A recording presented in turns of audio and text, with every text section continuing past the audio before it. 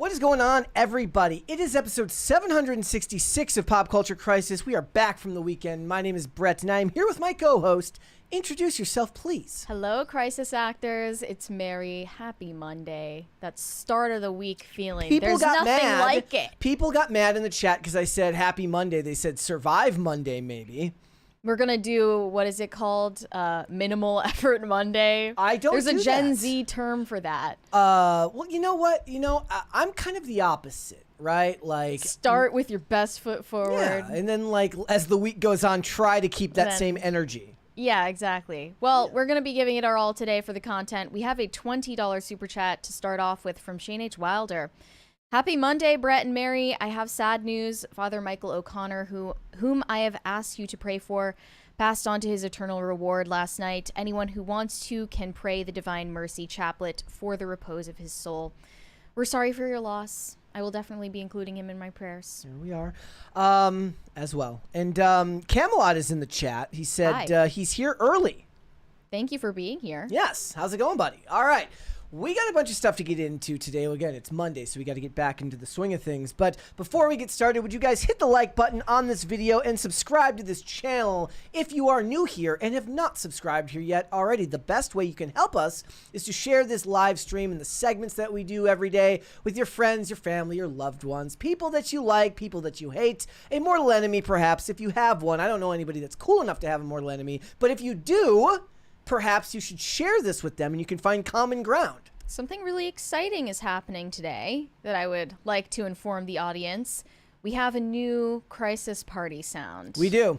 You're going to have to give us a crisis party to reveal it, though. And I didn't get a chance. I'm excited. So here's the thing. Every time we get a new crisis party, I have to test it. Now, the problem is, guys, before we were sequestered up into the attic. Right. You know, we were in the attic of the old studio, and that allowed me to kind of test at free reign. With free reign. Here, there are other such individuals working in relatively close proximity. So they understand that between the hours of 3 and 5, you may be tortured with sounds of screaming and song, all of which are done when we get crisis parties. If you're new here, for every $100 in super chats, we have a crisis party. And today, I have not had a chance to test it at full volume, but we will when we get the first $100 for today. It's going to be a lot of fun. I'm only worried about it not being loud enough. That's usually the problem. Honestly. What's usually the problem is that I test it and then I have to bump the levels up higher and then test it again. So fingers crossed that that's not the case today. Okay. Yeah. Right? Okay. I'll give a hint though. Do you like your suitcase? Because I hope you do. I hope you like your suitcase. All right. Then you're going to like this crisis party sound. So what are we getting into today? Well, the PR crisis continues for Ryan Reynolds and Blake Lively as the battle with Justin Baldoni continues. It really is kind of a never-ending story of Hollywood celebrity mush. That's what it feels like to me. It feels like mush, as now Ryan Reynolds and Blake Lively seem to be planting stories to put them in a good light. Look, here's Ryan Reynolds with his buddy Hugh Jackman. Isn't that novel? Well, it Stuff is like that. An actual pop culture crisis. It is. It absolutely is. That kind of gives a whole new meaning to the name of this show. So, and it's one of the only legal battles that's happened between high-profile celebrities we've talked about on the show, where I feel like I have full like clarity on the situation. Mm-hmm. Like I really understand the dynamics at play, and I at least understand why people are theorizing certain possibilities here, like who's really behind the decisions that are being made. Mm-hmm. So it's not as muddled and confusing as maybe the Depp versus Heard legal battle was. But more fun. Definitely more fun, Way more lower fun. stakes, not as serious. Speaking of the opposite of that, however, there has been a conclusion to the 4-year-long investigation into Marilyn Manson. No charges have been filed. We are going to get into that as well today. That one does, however, have stakes and is very, very serious, but we're going to talk about it. We're also going to talk about this video that was going viral. Just as Mary got in today, I sent her this video of Selena Gomez crying because of deportations going going on here in the U.S. Yeah. It has led to a lot of online fodder. So we got that. We got a bunch of other stuff. Remember, if you want to hear what the new crisis party sounds like, we got to get to that first crisis party. $100. We'll get there. Mary, are you ready to get started? I think I'm ready to go. Let's go then. How about you? Are you I'm ready? good. I'm good to go. All right. Well, I don't know if you guys are ready for this news, but Lizzo just revealed she has reached her weight loss goal. Actually, it's something she called her weight release goal. She feels released of this burden that's been weighing her down for years. She posted about her reaching her weight loss goal, losing 16% body fat in quite a short period of time. And it appears that she did not even use the shortcut of Ozempic, Wegovy, Mounjaro, any of these labels for the weight loss injections. She did it the natural way. She put in the work. Well, here's the problem, though. This day and age, you better have like a 24/7 running video proving that you didn't, or nobody's going to believe you. That's the sad thing, is that people are going to try to steal the valor from her because Ozempic is to blame for everything. But Ozempic is a big problem. At least according to everything Lizzo has said, she's relying on traditional working out and watching her nutrition, her portion sizes, etc. How long has this been? It's been like a year and a half, because I know it was shortly after her the lawsuit against her was filed by former backup dancers that she went quiet on social media for a while and then came back to start posting about her weight loss journey. She's still on a music hiatus. Yeah. But this is what she's been doing to occupy her time while she's on break. Yep. And suddenly the public opinion of her has shifted dramatically as soon as she lost all of this weight, which speaks a lot to the power of bullying, the power of fat shaming in general. Who's the other? The other one was Ice Spice was like going to the gym, and then everybody was mad because they said she lost her shape.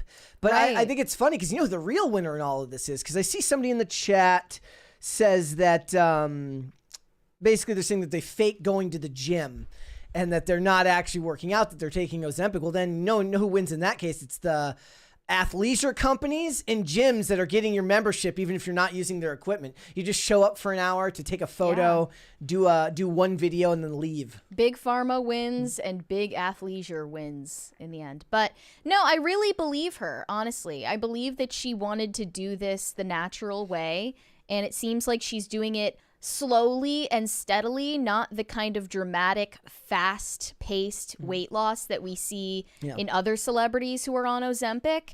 So that's why I am more lending credence to the idea that she did this the natural way and put in the work, put in the time, and delayed gratification. And now she posted this video celebrating her weight loss that I would like to show you guys. Yep. Let me know what you think. Are we watching the first one here? Yeah. Okay.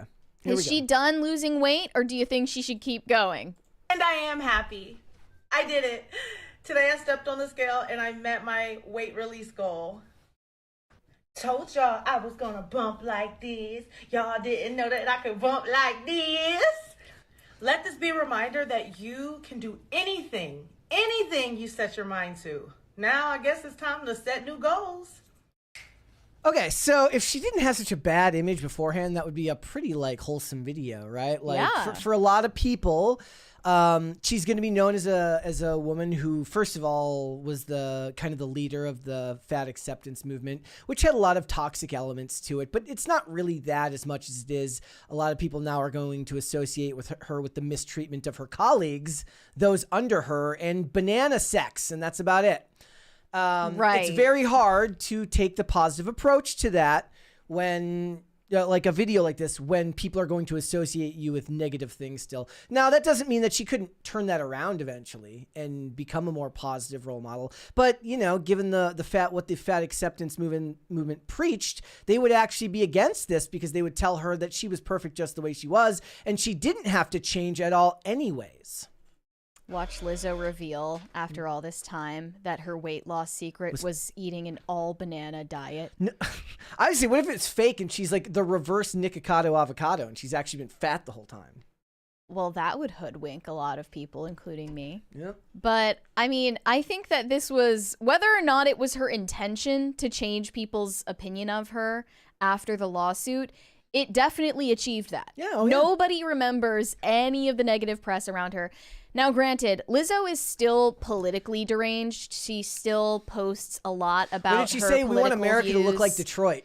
Yeah, she said that crazy nonsense before the election, and she's been talking about the inauguration. She's still politically very annoying, but it seems like she has a generally positive and accountable outlook on the world for herself. I will say that when I was in, because I was in Michigan for the holidays, because Olivia's family's out that way, and they like a lot of people there would be like, yeah, it's like Detroit, it's way better than it was a decade ago. I'm like, is it really? Where's the proof? It didn't look horrible. It definitely didn't look like it used to look like when I was out there in 2012. But the point being that, you know, advocating that America be just like Detroit isn't necessarily going to get people to believe that you're the smartest cookie in the jar. No, she's not. It doesn't matter, though. Yeah. People like her because she has charisma. She does actually have vocal talent. She's definitely a talented performer. And even more so, the fact that she was able to perform while morbidly obese is just a testament to that skill. Her knees must be made of adamantium. Yeah, she made it look easy. Yep. And most people just would not be able to do that. Nope. So I'm assuming she's not finished with her weight loss journey, and this is just a benchmark that she set for herself based on maybe a size that she had been before, but I don't think she's done. I think she's going to keep going, and she's going to... Especially if you lose weight the real way, right? And you get really into fitness, then you don't want to stop. She's going to transform. I have a feeling that she is not finished with this weight loss journey, but it's not the only goal that she's set. She'll probably have to have the skin removal. Definitely. If she's going to keep it off. that right? will be necessary, yeah. Yeah. Especially because obviously she's a performer. She's on camera all the time.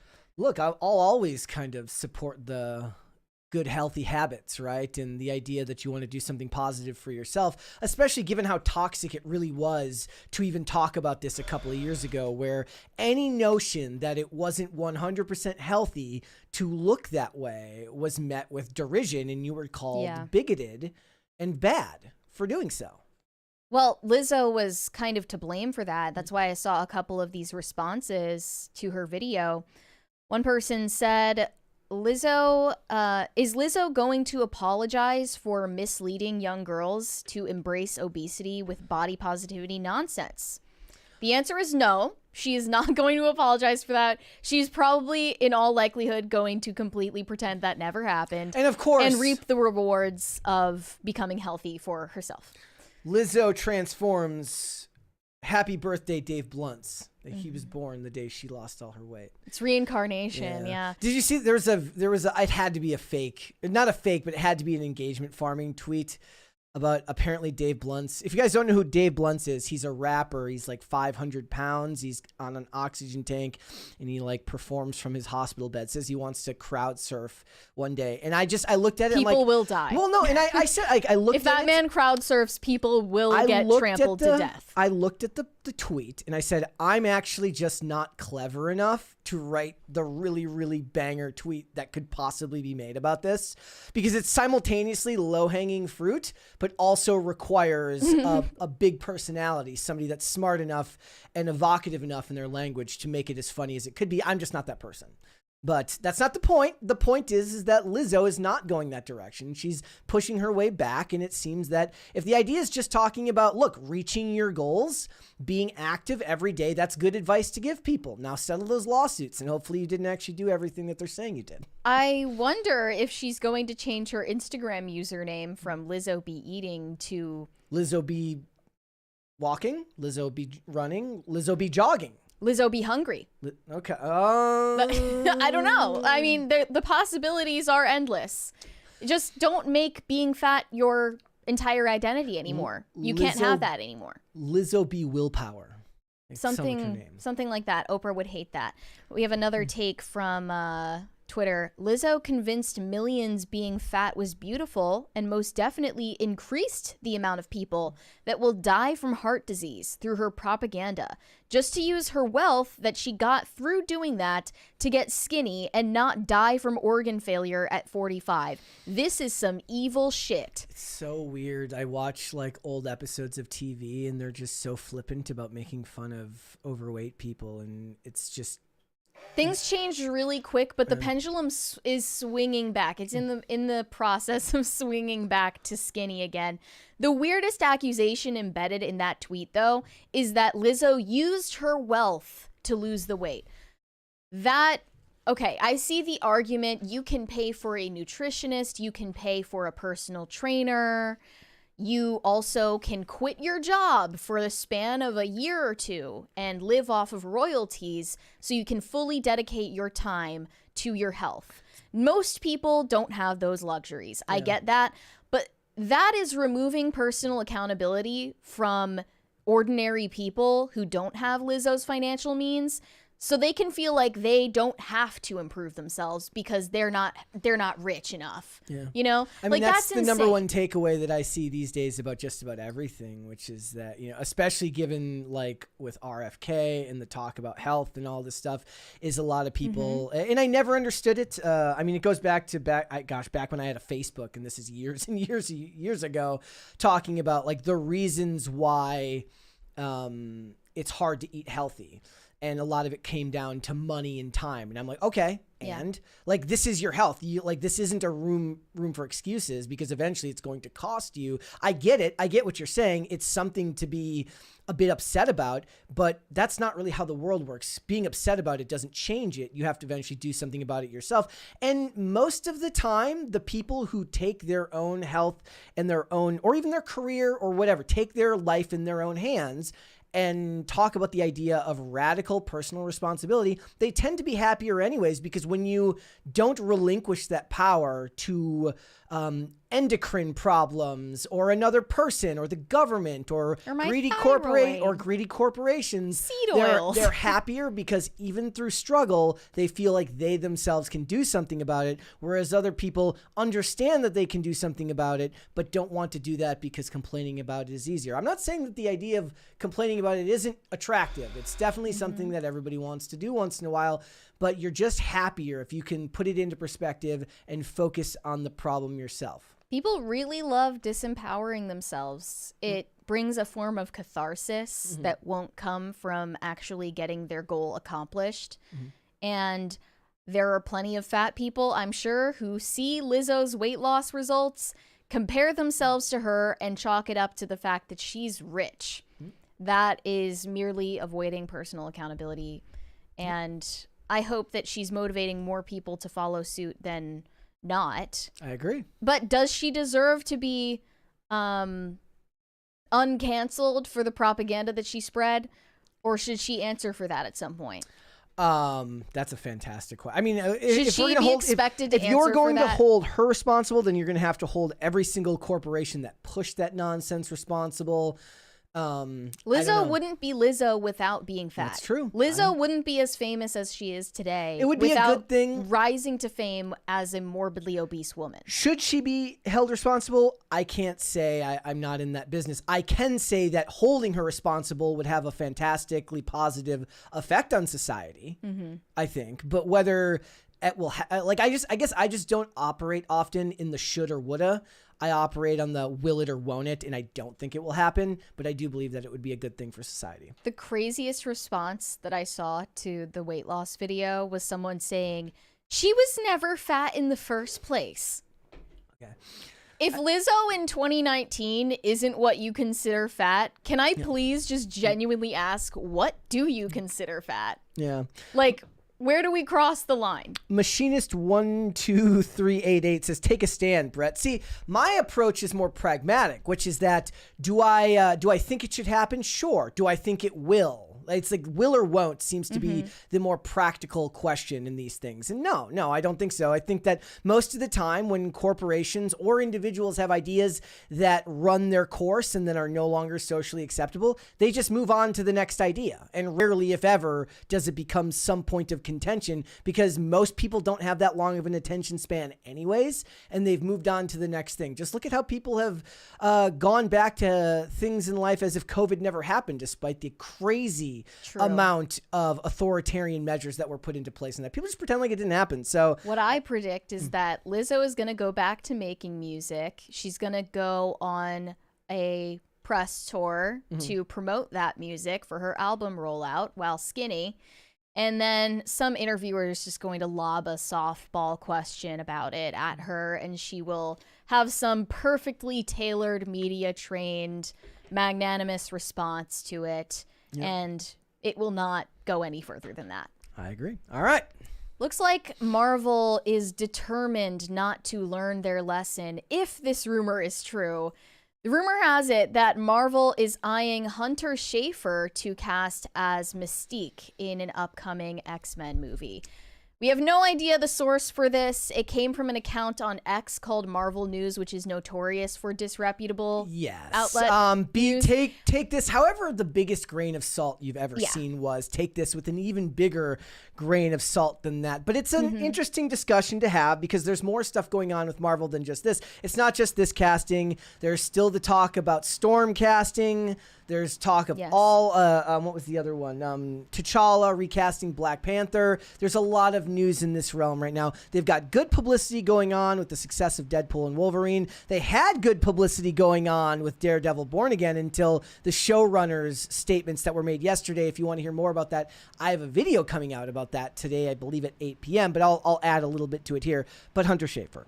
Right. So in case you were unaware, Hunter Schafer has risen to fame from roles in Euphoria, also a role in the Hunger Games prequel that starred Rachel Zegler, The Ballad of Songbirds and Snakes. Hunter Schafer is trans, meaning Hunter Schafer is biologically male and identifies as a woman. So the rumor is that Marvel is planning to cast a trans woman to play Mystique, which would not go over well, especially not in this day and age where everyone is talking about a vibe shift and wokeness is dead. If wokeness is dead, how is this possible? I don't see it happening. I think that Marvel News knows what bait they need to run with to engage. I guess they're not verified on X, so they're not even monetized. So they're just doing it for the love of the game. That's even more impressive. They're like, I actually think there's a feature where you can be verified and have ad revenue enabled without showing a check mark. It's funnier if they're just in it for they're just like, I'm just here to spread disinfo. They're just here to spread chaos and discord everywhere.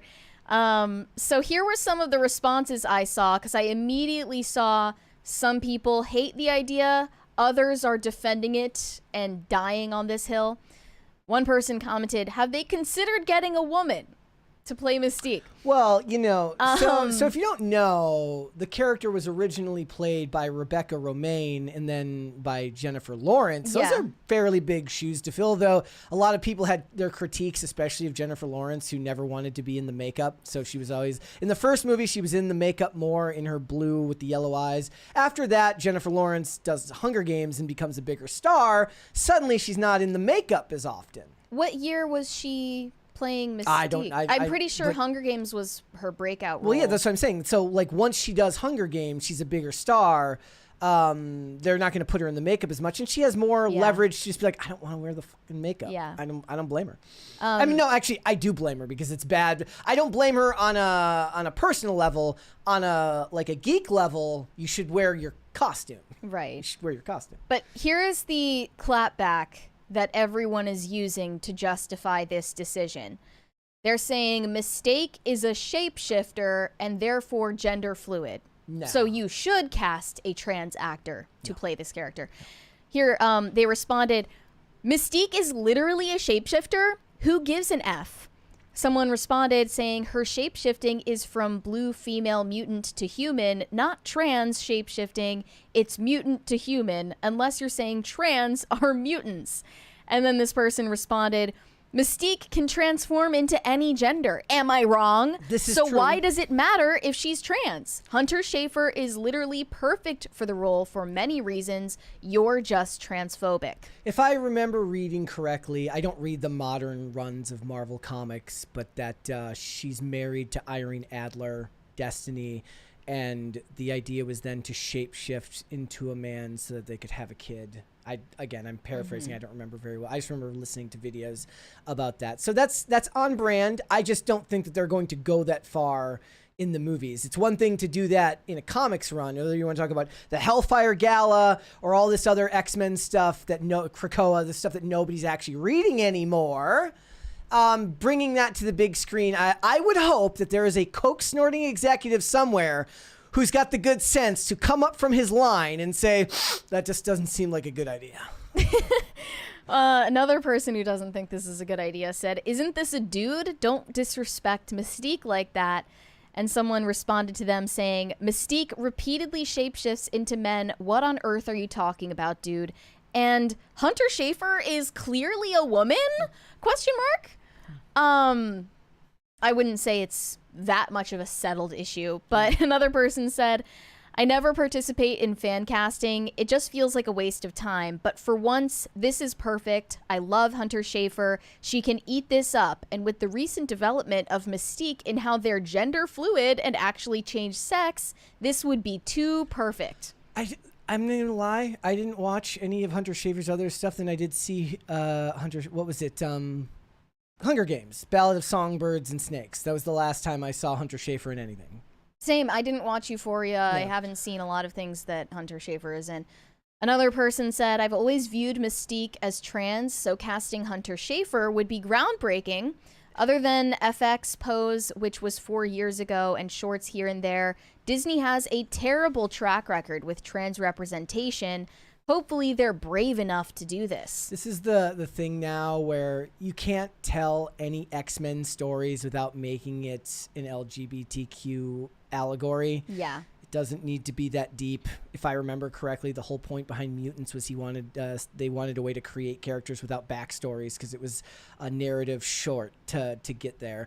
Well, there was some credence to the fact that it was it's partly an allegory for... Yes, but it's overdone, and it's been done to death now. Yeah. It was fresh and new at one point. It's not fresh and That new was also anymore. back at a time when gay marriage was seen as a civil rights issue. Yeah.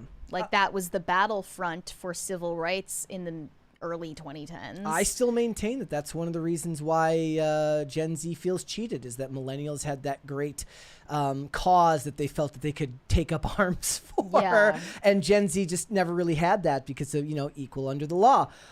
Look, there's other casting rumors that are going on right now. The one I do like is DeWanda Wise's Storm, though a lot of people don't know if they like that. I like DeWanda Wise. I think she's great. Now, Ayo Edebiri, I wouldn't do that. No. I've seen calls for Cynthia Erivo because Cynthia Erivo said Storm is her dream role. This one, I'm guessing that as well literally... as Zendaya.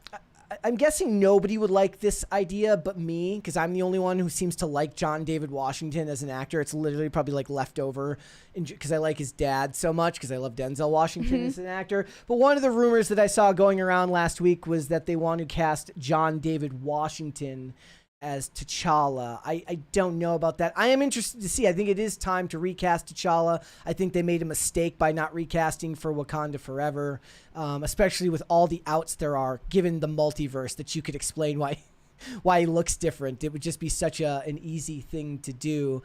But there's a lot of stuff on the horizon. There's also talk about a new Ghost Rider coming out. No Nicolas Cage involved with that. I think they'll go with the Robbie route for that one. But I don't know. I think that this is a bait on behalf of Marvel News, and most people don't take Marvel News seriously. Yeah. But at the same time, given the fact that the the showrunner of the upcoming Daredevil Born Again came out in a recent interview talking about how he wants to get away from the back and forth dialogue talking about what it means to be a superhero, as if that was a bad thing. Now, of course, the quote is much longer than that and it's kind of lacking context. But given that seems to be a gross misunderstanding of how Netflix Daredevil was actually appreciated by the fans. They're not out of the woods yet. There isn't a whole lot of buzz going on right now for Captain America Brave New World. The projections have gone down. I don't believe the lie that the budget was $180 million. I think the first cut of the movie, before they reshot it 2 or 3 times,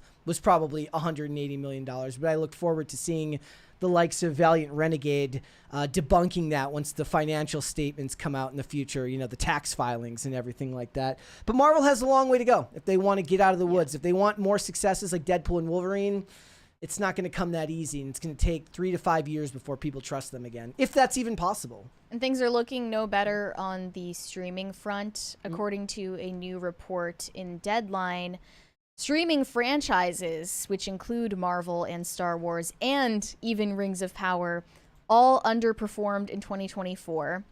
The second season of Rings of Power was down 60% in minutes watched. Disney Plus didn't fare much better with offerings like Echo and Agatha All Along, which underperformed all previous MCU shows. It is they were the least watched MCU shows yet. It is fair to point out that those are also the cheapest shows that they made, so it's less of a financial risk. I did tweet this. I just thought this, if you guys want some context for the likes of something like The Acolyte, which they did list as the second most watched Disney Plus original behind Percy Jackson, which of course nobody even knew had a new I didn't season. see anyone talking about the Percy Jackson series. So here's the thing. The Acolyte had 2.7 billion minutes, which equals out to about 45 million hours watched.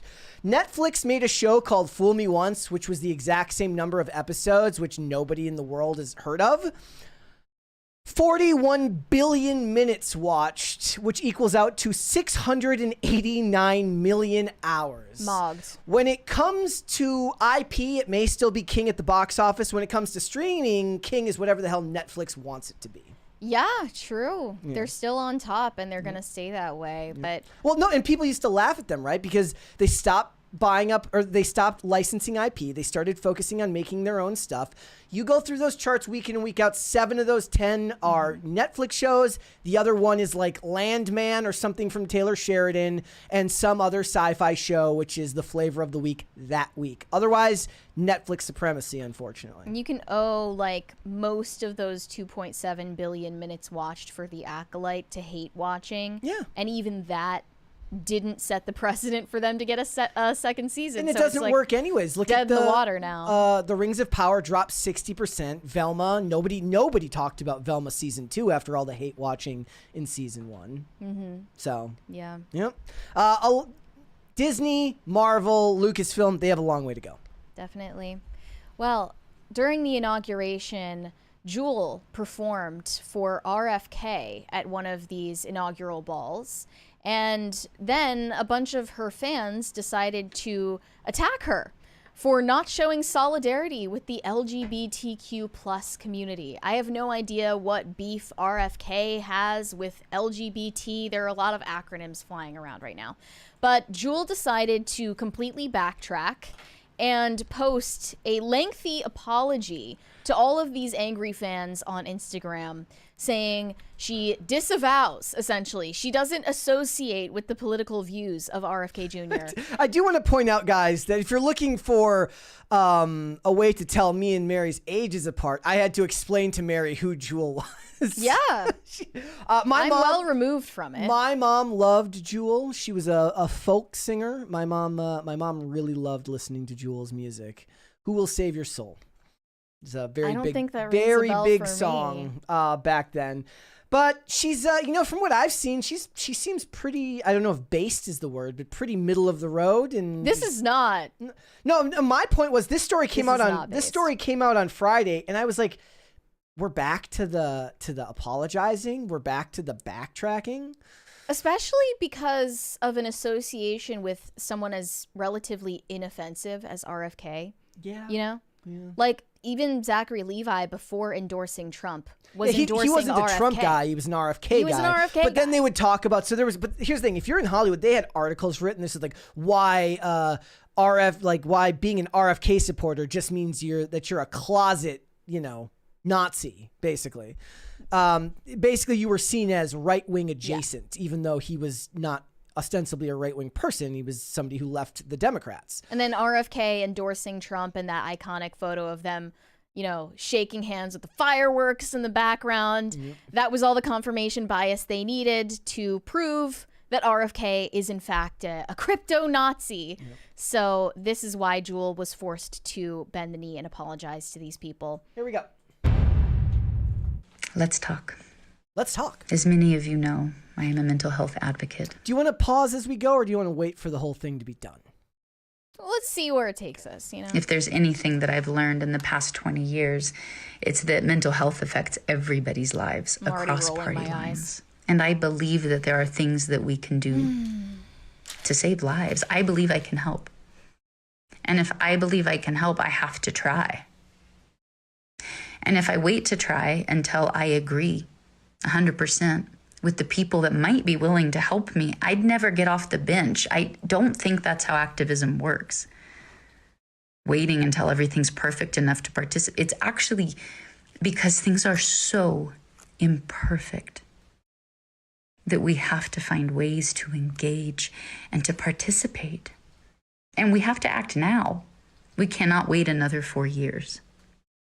None of this means anything. I believe there are people in the new administration that are willing to help on this issue. But it doesn't matter because you can't have an opinion because you're guilty by association. Wait, when she's referring to this issue, is she talking about what? Like Mental health? LGBT or Getting rid of McDonald's, that's what she's what talking issue? about. Like what LGBT issue exists? And I do not agree on all the politics. But if I can help shape policy, make sure mental health is in the conversation when it comes to American health, if I can help put resources RFK's like, yeah, go work out, lift heavy things. It'll be great for your mental health. Go in the woods. Yeah. or mental health tools into the hands of the most vulnerable who need it, I'm going to try. And I'm going to fight. Half of our country feels hope right now. And I honor that. And half of our country feels disenfranchised and scared and vulnerable. Well, here's the problem with that is that's pretty much true every election cycle. So it's kind of a non-starter to apologize or acknowledge because every 4 years this happens. Yeah. And that is unacceptable. And I am so sorry that I caused pain, especially in my LGBTQIA plus community, because you guys are treasures. Well, that was a mouthful. You make the world a better place. You've made my life a better place. It pains me. And Isn't it They're weird? literally like swarming you in your comment sections, calling you a piece of shit. How have they made your life better? But even, isn't it kind of funny how what that means, the quiet part out loud would be like, you bought my records, therefore you made my life a better place. Like you gave me money and Fiscally- I love you for that. Your adherence to capitalist tendencies has made my life a better place. Incredible. I am so sorry. Some of my longtime fans feel that I let them down. Oh. Aw. What is this? This is so creepy. I want to be a ray of light in this world. Here's the thing. Ew. I get the impulse, but that doesn't exist in the political sphere. Not in the universal sense that you're talking about. That's why you should, if you don't want to be willing to be a dark cloud to someone, you better just stay in the arts entirely and only focus on what you're creating. Because once you wade into political waters of any sort, activist waters of any sort, you are no longer going to be a universally seen ray of light. You could argue that even in the music scene, you're not going to be, because there's got to be somebody out there who hears your music and is just like, oh my God, turn that shit off. But the point being that if you're looking for the kumbaya positivity, you're in the wrong place. No, you can't win everyone. And, you know, this like strange affect she's putting on, this like motherly persona that she's giving to her fans is Looks like somebody- extremely creepy and very contrived. Looks like somebody tried to draw J.K. Rowling from memory. What it does. But like, what is this like, oh, I'm so sorry that I caused pain. And then she just stares into your soul. Yep. Like, why are you creating this parasocial relationship with people? That's why they are flaming you right now, because they feel overly familiar with you. Would it be funny if it turned into like a weird like parody where she starts performing one of her songs? She starts performing foolish games. A stranger can't betray you on a personal level. That's not possible. She's bringing this problem onto herself, really. I try hard to be a ray of light in your lives. Again, you can do that in the music sense, but once you get into the political sphere, you are no longer going to be that for everyone. And I know that in times of darkness, we must grow light. What? Again, none of this means anything. And so I will wake up again tomorrow and try again. And I will count on each of you to do the same. Okay, it is 100% on brand for like a folk singer, deeply emotional. I buy it 100%. I believe that she probably actually means every word that she's saying. She's just not ready for the smoke that comes from wading into the waters that you've waded into.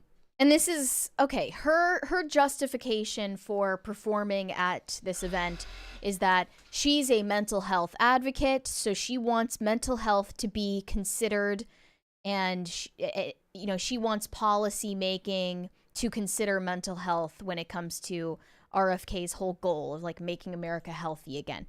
But here were some of the responses. One said, I like how she threw her mental health advocacy into the fire. Like I did it because I was using my platform to advocate for XYZ, knowing full well this admin will strip away healthcare and access to mental health aid. At the end of the day, she owes her fans nothing, just as those disappointed with her actions don't owe it to her to listen to this foolish game. Oh, another one said, if you genuinely, I do want to know. If you genuinely believe anyone in the new administration cares at all about mental health, then you are going to be disappointed. Well, that's only fair. Another one said, so the mental health of immigrants doesn't matter? Well, technically, actually, on the policy level, on the legislative level, it's technically not supposed to. No. Like, that's not me being mean. I'm saying legitimately, it's not supposed to be the concern of U.S. government policy about and you're, of course, interchangeably using immigrant when what you mean is illegal immigration, which is not supposed to be of concern for U.S. policymakers outside of ensuring that those living in the United States are here legally. Well, it looks like she was clearly afraid of receiving the same level of backlash Carrie Underwood got when she decided to perform at Trump's inauguration. It looks like Carrie Underwood saw a dip in streaming numbers for her music after the inauguration, and I don't know if I believe it. I feel like they're making this up. Because just the other day on Hulu, they were advertising a documentary for it's like a Carrie Underwood documentary about her residency in Las Vegas. Yeah. Oh, so, I mean, she's clearly in the news. Yeah.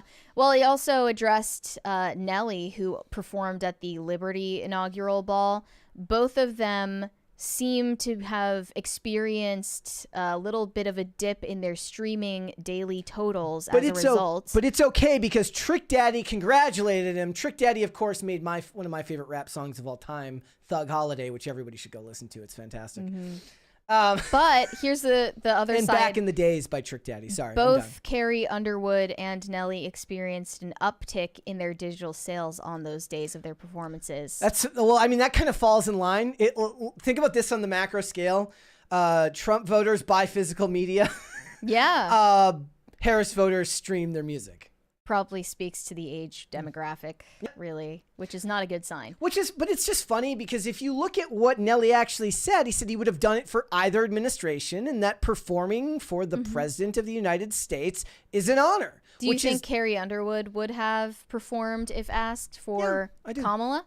I mean, she got behind them. They were literally standing right next to her at the event. So, but would she? I don't think she would have. You don't think she would have? To be entirely honest, I don't think that Carrie Underwood. She's so mainstream now. Like, if we were talking like somebody that was country, I'm not saying that she's not country only. I'm saying she has broad mainstream appeal. Yeah. Like, if we're talking like somebody who's only ever done like country music on a smaller scale, and that's their audience, that's their niche, she's got mainstream pop appeal as well. Right. I know that it wouldn't be controversial for her to do it, but I don't think that Carrie Underwood would agree to it. I don't think she would have taken it if the offer were brought to her because she is right-wing. Think so? I don't know. You can tell by all of her work. You can No. tell by these music videos that she does and everything she said publicly that's even vaguely political. You can tell that she actually is right-wing and relatively conservative, especially I would like for her to- industry. I guess maybe it's just the centrist in me that everybody will hate, but I do like the idea of the days of old where it was an honor either way, and the betterment of the country united artists and citizens alike. Now, I know that is about as utopian of an idea as any political philosophy in 2025 America. We don't seem to be connected in that way anymore, as proof by what happened to Nelly after he gave that response. But I do miss that. What was it? Beyonce performing for George Bush. Did she? Yeah. Oh, when she was in With Destiny's Destiny's Child. Child. Yeah, but they needed that opportunity. Yeah. Kind of a launch pad for her solo career. Yeah, it is what it is, but I think that it's sad that, and I don't think those streaming numbers will stay lower. I think they'll and also remember, people have really, really short attention spans. A week from now, somebody who stopped streaming her on Inauguration Day will be listening to some song of hers and be like, wasn't I pissed at them for some reason? Yeah. The outrage cycle just moves too fast for them. I was reading this long thread from actor Wendell Pierce about hypocrisy when it comes to deportations. He was talking about notice how everyone being deported is from Mexico or Colombia or Honduras, and they're not deporting the Russians in New York and stuff like that. And I'm reading this long thread, and in general, I disagree with it, mainly on the principle that if you look at the sheer numbers of which group has the most citizens, non-citizens in the U.S., but I disagree with it, and the thread is kind of cringy, whatever. Doesn't stop me loving his acting, but, if you're somebody who doesn't have that same kind of tolerance for separating art from artist, a month from now, you might be watching season 1 of Jack Ryan again, and you see him, and you're like, didn't he say something annoying recently? Or you're rewatching The Wire, and you're like, didn't he say something annoying recently? Maybe. Yeah, I mean, it's a different thing when you're boycotting for some very specific reason, but if you just know, oh, this actor voted for someone that I didn't vote for, that's not a reason to close yourself off from everything they've ever done. You lose out. You lose out on great art when you do things that way. Yeah. At least that's my opinion. All right. What would you like to see? Cringe or cute of the day? Up to you. Okay. Oh, so the cringe isn't so bad that you need to get out of the way first? I mean, it's pretty bad. I wonder if I saw Valiant Renegade was in the chat recently, but I did see that he played that horrible song that we had on the Cringe last Friday. Oh, the Black Indigenous people of color. I tuned into his stream and that was just playing, and I just put in the chat, I'm like, what the hell am I watching this for again? Once was enough. And then what was the next verse? It was like LGBTQIA, whatever it was. It was like you called it a progressive nursery rhyme. That's what it was. All right, well, DEI nursery we'll rhyme. do cringe first, and then we'll come back. All right, do you want to explain? Not nearly. Look, just so you know, this is not nearly as cringe as Friday's cringe. So this is merely another testament to the absolute state of the public school system. This is what's happening. Hey, when I say ah, you say Tua, ah, Tua, ah, Tua. Yeah! When I say John, you say pork. This is what's happening in our schools. Hey, when I say ah, you say Tua, She like hiding a vape or something? I don't know. ah, Tua, ah, Tua. Yeah! I mean, if you're that, I'm kind of impressed. Like, there's no she clearly didn't ask her friend to film it well to go viral. She's just kind of nuts. So See, at this point, if I were in that room, I would be running because I would assume okay, we're about to have a mass casualty event. Okay. Well, let's go to cute of the day to fix this. This is from Deadman. Says, here's some photos of my cat Raya sleeping in her chair. Named after the celebrity dating app? That must be the Pretty cat. The very exclusive celebrity dating app. I should try to get on Raya just to see if it'll work. I wonder if is that how Bobby Altoff meets all her fake boyfriends? All her NFL player boyfriends. Yeah, I'm sure. All right, let's get started. The Justin Baldoni and Blake Lively legal battle continues. Obviously, we talked about this on Friday. Ryan Reynolds was behind the decision to request a gag order on Justin Baldoni and his legal team so that they can't present evidence to the public for us to formulate our own opinions. That obviously shows that they have more to hide than Baldoni and his team. Doesn't look good for them, but now it looks like the tables have turned dramatically on Blake Lively and Ryan Reynolds. They're about to get humbled. They're about to get dethroned from their position of power in Hollywood because the court is going to order them, on the other hand, to fork over all of their correspondences via email, text messages, anything related to Justin Baldoni and It Ends With Us is going to be available to the public soon, at least if you believe the source that is telling Daily Mail.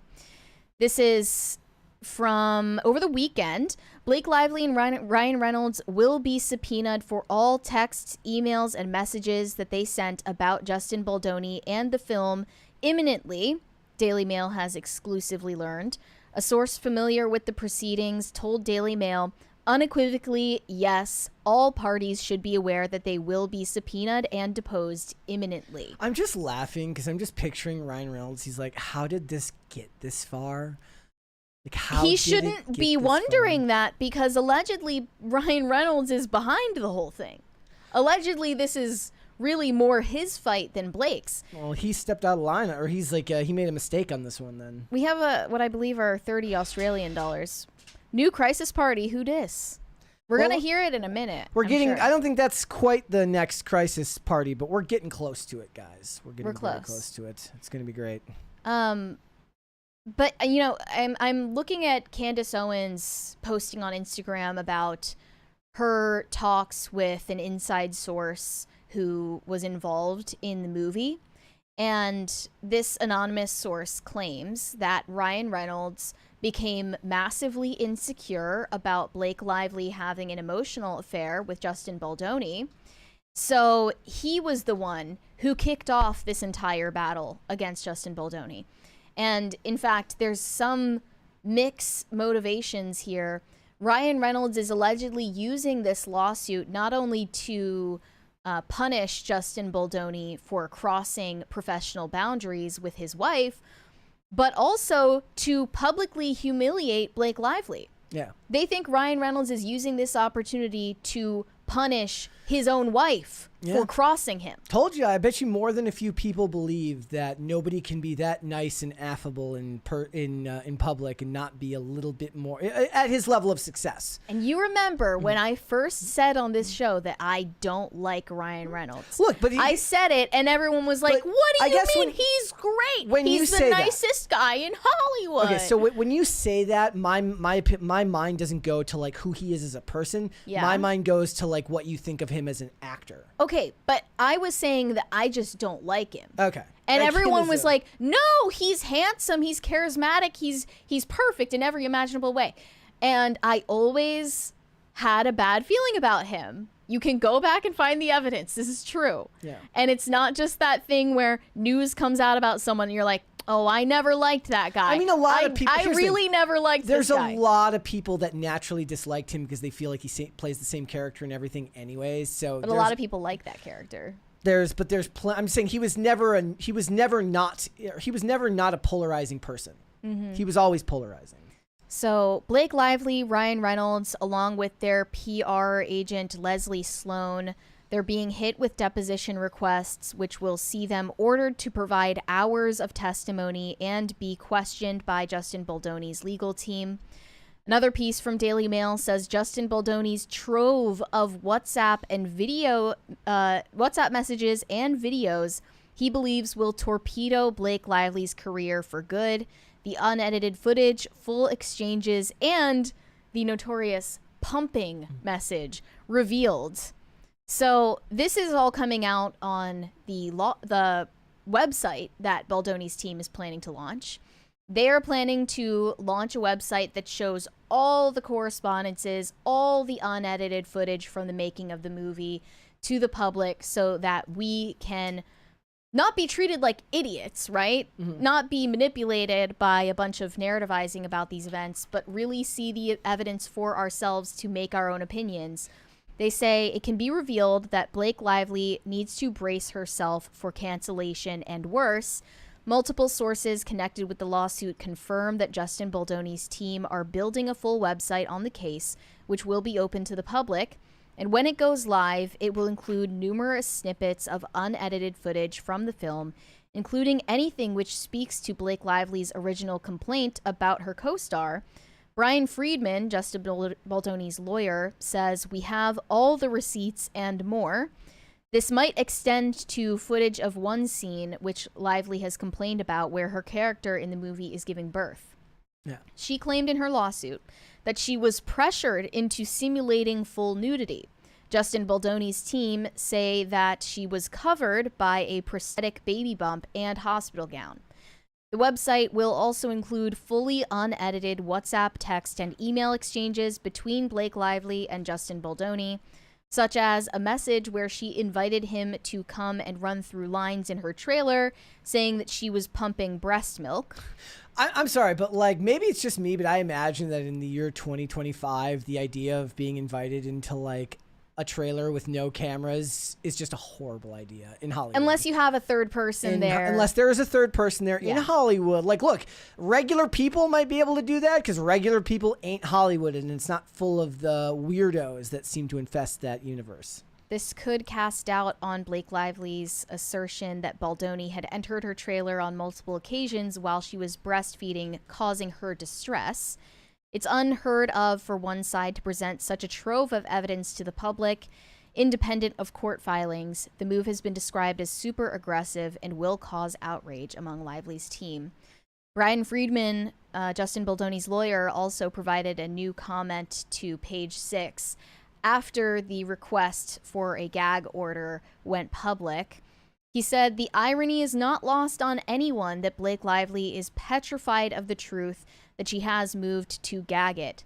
The immense power that she wielded in Hollywood, built on pure fear of her husband and their powerful friends, namely Taylor Swift, came to an end the moment that Blake Lively planned a mass distribution of a disturbingly false and well-calculated hit piece in the New York Times." People can be all mad at Taylor Swift now, too, because a lot of people think the NFL is rigged because the Chiefs won yesterday. There were some questionable calls in that game that got people wondering, is it all fake? Yeah, I saw people talking about that. People are just questioning everything now, the very foundations of Poor reality. Josh Allen. Well, they are a sports entertainment company like WWE. So it theoretically is possible, and that would not be criminal if they rigged it. It's sports entertainment. I don't know. They are allowed to do that. At least Josh Allen's like, I get to go home to Haley Steinfeld, and I guess that'll have to be enough for now. It's consolation enough. Blake Lively did this with the sole intent to ruin the lives of innocent individuals, and then went the extra mile to place blame on a fictitious smear campaign, all because she quite simply could not accept that the public had organically seen through her facade. This is the lawyer's statement. Brian Friedman is framing this in an entirely different way than a lot of observers online are coming up with. Based on mainly Candace Owens posting about this, she's saying she's talking to an anonymous person that worked on the movie and was aware of their disputes before it went public. Yeah. And this person is claiming Ryan Reynolds is the villain. Yeah. The leading theory here is that Ryan Reynolds is behind all of this, that Blake Lively is merely getting dragged along, that she never intended for it to blow up in her face like this, and it's Ryan Reynolds' mission to both humiliate Blake Lively and come after Justin Baldoni's career, but in the process, destroy his own public image. He doesn't even care. He's going scorched earth. Like, What's that's weird the theory. is, I mean, that's it's kind of backwards too, because I saw somebody in the chat earlier said, so you think he's a bad guy for defending his wife? That would make it even more nefarious, because look, we've had that discussion. It's like, even if you disagree with your significant other, your wife, you disagree in private and you agree in public. Yeah. in this case is the idea here that he doesn't even, he disagreed with her in private and uses it as a way to like harm her in public. That's diabolical. Right, that would add a whole new sinister layer to the whole thing. This is the guy that apologized for getting married on a plantation. I'll never understand that. You know, a guy with as much social cachet as he had could have just ignored it. Then he juxtaposes himself with Justin Baldoni with the nice pool character. Like, you're just as woke, dude. You're just as woke and annoying.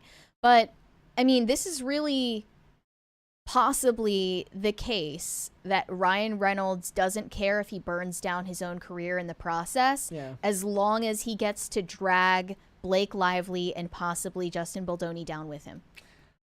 I think honestly, if anybody comes out of this on top, it's probably still him. Like, Ryan I mean, Reynolds? I'm saying like if anybody survives it on his side, more so like she might not work for a long time. I don't see him being all that affected as far as his work. He's too deeply embedded production wise, meaning that he can act all he wants because he's going to be producing a lot of these roles. And people have worked with far more nuclear people than Ryan Reynolds in a PR battle. Well, Justin Baldoni is really going to be winning out. No, he'll be fine. He'll be fine. And I hope that by the time Justin Baldoni's lawsuit for defamation against Blake Lively and the separate one against New York Times have come to a close, not only does he get vindicated in the public eye, I would also like to see his former talent agency address the fact that they did that to him, and maybe even the award that was revoked from him, give it back, and all of these people like Colleen Hoover or even Amber Heard, who publicly made statements against him, take it back. I mean, retract what you said, or else get sued yourself. I mean, if I were him, I would want to get away from the Ally Award anyways, because it's cringy as fuck. But he loves that shit. He's a male feminist through and through. Yeah. So he's really in this because he's a true believer and he needs to prove to everyone, like, no, I'm really the male feminist that I claim to be. Look, to be fair, like him and his wife have done a great show of their own version of PR, which is like they're out in public, they're out with their kids, they seem genuine. They're all actors, they're all fake on at least some level, but this story is a lot more funny than, say, Marilyn Manson, which is a lot more depressing to talk about. Well, now Ryan Reynolds and Blake Lively are planting fake positive stories in the media. They are in full PR crisis mode. Yeah, I saw you post about this. This is from People magazine. Ryan Reynolds shares adorable photo of wife Blake Lively's dog-inspired cupcakes. They paid for that one. They paid for that article, ladies and gentlemen. Literally, let them eat cake energy. Yep. Like, it doesn't get more transparent than that. You can't. I feel my intelligence is being insulted. My intelligence is being massively insulted. The thing is that that's not designed for you. That's designed for the people that don't really have a clear idea of what's going on. They know they heard somewhere that there was maybe some bad publicity relating to Ryan Reynolds and who's that lady he's married to? Oh, Blake Lively. Like, they just know there's some bad publicity. It's the same thing we always talk about. It's about controlling SEO, meaning that now this is what comes up when you search his name. Right, exactly. And it's not working. It's not working very well for them. And I don't believe for a second that Blake Lively actually made those cupcakes. Okay, that was an intern. That was an intern. I don't believe it. And I also saw another fake positive headline from Daily Mail. Ryan Reynolds reveals how gentleman Hugh Jackman inspired his work ethic as an impressionable young actor, as best friends hype each other up amid threat to their reputation as the nicest guys in Hollywood. I didn't even know that Hugh Jackman shared this reputation. Yes, oh yeah. Everybody loves Hugh Jackman. Which is weird because he's kind of like, he also has a shady reputation for cheating, being part of a cult. He's in a cult. What? He's not a Scientologist. He's part of some other really weird, obscure religious cult. Yeah, but people like him because he's kind of like Hollywood. Hollywood loves the idea of putting forward their idea of masculinity in current year. And this is a guy who's both simultaneously known as Wolverine, but also loves musical theater and working on stage and singing. The best of both worlds. The greatest showman. They love that dichotomy. Oh, here it is.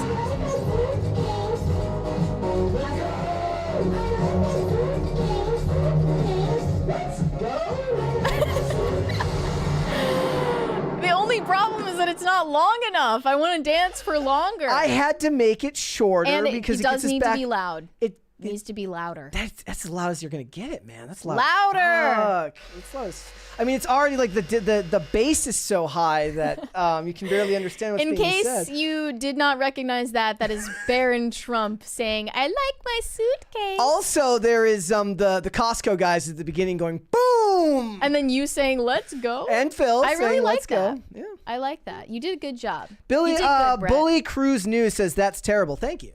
I appreciate that. Well, there's I'm still very much on the edge of my seat watching all of this go down. more news. We want it. Yeah, I want more. All right. More drama. Okay, Quiet Nari said, scrolling poll yesterday, and someone used Mary in her rhinestone MAGA hat as a response to a user whining about Trump. LOL. I remember those photos. I still have the rhinestone Trump hat. Yeah. Doesn't say MAGA, just says Trump. I only stand for Trump. No slogans. No movements, no ideology. Just love the man. Yeah. do 3 more. Weary Traveler said, in my opinion, Tuesdays are always worse than Mondays because you realize how much longer is left in the week and the refreshment of Monday is gone. Would you agree with that? Yeah, I kind of agree. Tuesdays are kind of worse. I don't like Wednesdays either. Thursdays and Fridays are fun. But Wednesday means you're most of the way through. Friday night after work is the single greatest time of the entire week, bar none. Really? Yes. Well, for what me. do you get up to that's so I Looney go home and I Tunes? watch TV. That's it? And I'm like, I got 2 days. The thing is like, it's kind of great for me because I love to work anyways, so it doesn't really matter. But it's like, it's not about not loving my job. It's about having to get up earlier than I would like to get up most of the days. So, which is sad because I wake up maybe a half an hour later on the weekend than I do during the week. But I love Friday nights. I do too. I mean, that's not a controversial take. Yep. Bookstore Thor said, I reviewed CBS's Watson on Critic Lists. It's bad. Have you seen any of this? So I was going to watch it last night. This is the one with Morris Chestnut playing race-swapped Watson. That doesn't bother me. I love Lucy Liu as Watson in the show Elementary. There's certainly the concept was brought from some of the people that did that show. I mean, I don't really have much faith. If there's one genre of television that got destroyed more in the last 10 years, it's great network television procedurals, which are almost non-existent now, in my opinion. I might watch the pilot, but I don't really have any high hopes, and that doesn't help either. Like, that doesn't make me feel much better about it, so. Sorenko Productions said, Skinny Legend Lizzo, let's go! Let's go, Lizzo. Let's do one more. Love this for her. The chat is not a fan of the new Crisis sound. They don't like I it. think we should go back to the old one. Well, tell us your constructive criticisms if we could improve They said it needs a sick guitar solo. It has to. Can't A be guitar just, solo. It can't be just that. It needs to be something else. Give us more ideas then. Bombchis said, if you still have a front butt, you haven't met your goal. Yeah, I think it's safe to say Lizzo is certainly not done from a doctor's standpoint. Correct. With her weight loss journey, but that doesn't, she was saying she reached her goal. That doesn't mean it's the only goal. Okay. She'll just set a new goal. If we get to 5 Crisis parties today, I'll switch it back to the old one. Back to the old one? Yeah. I don't want that. I mean, I guess if you guys really feel that strongly about it, go ahead. Yep. But I like the new one. I like it. It's my new, verbal tick. All right, let's move on.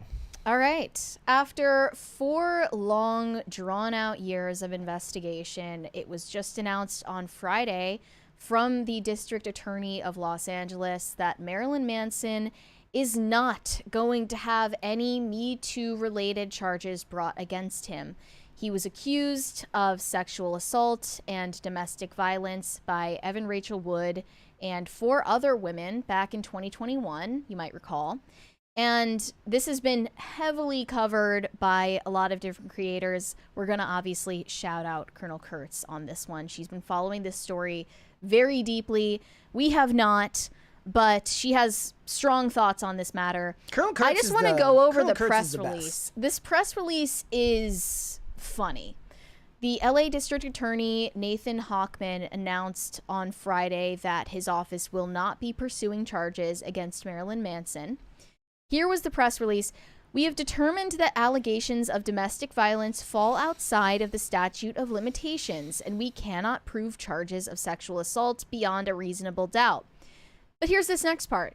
He decides to still pay lip service to supporting the Me Too accusations, despite the fact that they cannot be proven. Shouldn't be his job. This is not, all. no, that's not, his job is not to run PR for accusers. They did this with Trump, with Comey, and like where Yeah. they said like, oh, well, we couldn't prove it. We couldn't prove him guilty, but we couldn't prove that he was innocent either. Yeah, your like, job is not to prove that he's innocent. Your job is to prove that somebody is guilty. Right. So he continued saying, we recognize and applaud the courage and resilience of the women who came forward to make reports and share their experiences, and we thank them for their cooperation and patience with the investigation. While we're unable to bring charges in this matter, we recognize that the strong advocacy of women involved has helped bring greater awareness to the challenges faced by survivors of domestic abuse and sexual assault. We also acknowledge and commend them for making an important contribution to extending the statute of limitations for the prosecution of domestic abuse locally and throughout the nation. Due to their efforts, victims of domestic violence have a greater voice in our criminal justice system, and prosecutorial offices around the country have improved tools to hold domestic violence abusers accountable for their actions. There's a 20 there. From Evan Perry. Thanks for updating the crisis party sound. It needs to be more jarring. That would help me stay alert during my last 2 hours of the workday. I thought it was plenty jarring. It needs to be more jarring. What does that mean? It needs to be louder. We need more explosions. I mean, the thing is with the bump and audio gain, it's creating a bunch of distortion that makes the actual lyrics hard to hear, especially I'm betting for the people listening. Doesn't even matter. You just want indistinguishable noise, yes. Which is what I used to do anyways, and you hated that. Despite the decision necessitated by the facts and evidence in this matter, the LA County District Attorney's Office remains fully committed to seeking justice for survivors of domestic abuse and sexual assault whenever legally possible. We encourage anyone experiencing abuse to seek support and make a report to law enforcement as quickly as possible. So essentially, he's saying everything but that he believes the women, despite a lack of evidence. Mm-hmm. And I don't know why he would have an interest in doing so as the LA District Attorney. That is not your job and not your place to say. They had to spend a fortune to run this investigation too. I mean, they were traveling everywhere to interview witnesses. Mm-hmm. This cost the taxpayers a lot of money. And he's acting like this somehow helped real victims. As all of you already know, and it doesn't even need to be repeated, but false allegations or even just dubious allegations that lack evidence hurt real victims. We know this, but the person who is most hurt in this situation is the person who gets falsely accused. Yep. Now, I'm not saying I believe one way or the other whether Marilyn Manson is guilty or innocent of any number of these allegations. I have no idea. To be honest, my instinct lends me to believe that a lot of them are true. That's just my intuition on the matter, my very unimportant opinion that has no merit in a legal proceeding. But I'm just saying, like, that's my feeling about the matter. And it's interesting that this happened right on the heel of him dropping his lawsuit for defamation against Evan Rachel Wood back in November. Yeah. Why did he decide to do that? Well, it also is weird is we're also coming into this age now where now the Neil Gaiman stuff is big and not big in the news. That's but like is the also, next one. Is the Neil Gaiman story? Dark Horse dropped him with the allegations that are finally coming out now. A lot of there was YouTubers that covered that story. I mean, we didn't really get into it because it was publishing industry more than it was Hollywood or anything like that. I mean, Sandman, lots of his stuff. And it's also just it's so depressing. It was written in this really graphic way that was like almost pornographic. But the thing is though, is that again, we're commentators and pundits. but there was plenty of YouTubers who covered it right from the beginning. John Delarose covered it, you know, from the outset of that story over a year ago now. And just now, a lot of these sites are finally starting to pick it up. And it's causing, you know, a whole bunch of kerfuffle in the industry. But it's like we could like measure time in Me Too cases. Like, oh, what era of Me Too case are we in right now? Are we in the Harvey Weinstein era? Are we in the Johnny Depp era? Are we in the Marilyn Manson era? Are we in the Neil Gaiman era? What era? You know? I mean, I'm hoping that the next era of Me Too is non-existent because it's definitely fallen out of fashion. But I do wonder why Marilyn Manson decided to drop his lawsuit for defamation when he did, and if he had a clue that the charges against him were not going anywhere. This was back in November. Evan Rachel Wood's attorney gave a statement to the press after he dropped his lawsuit and was ordered to even pay Evan Rachel Wood's legal fees.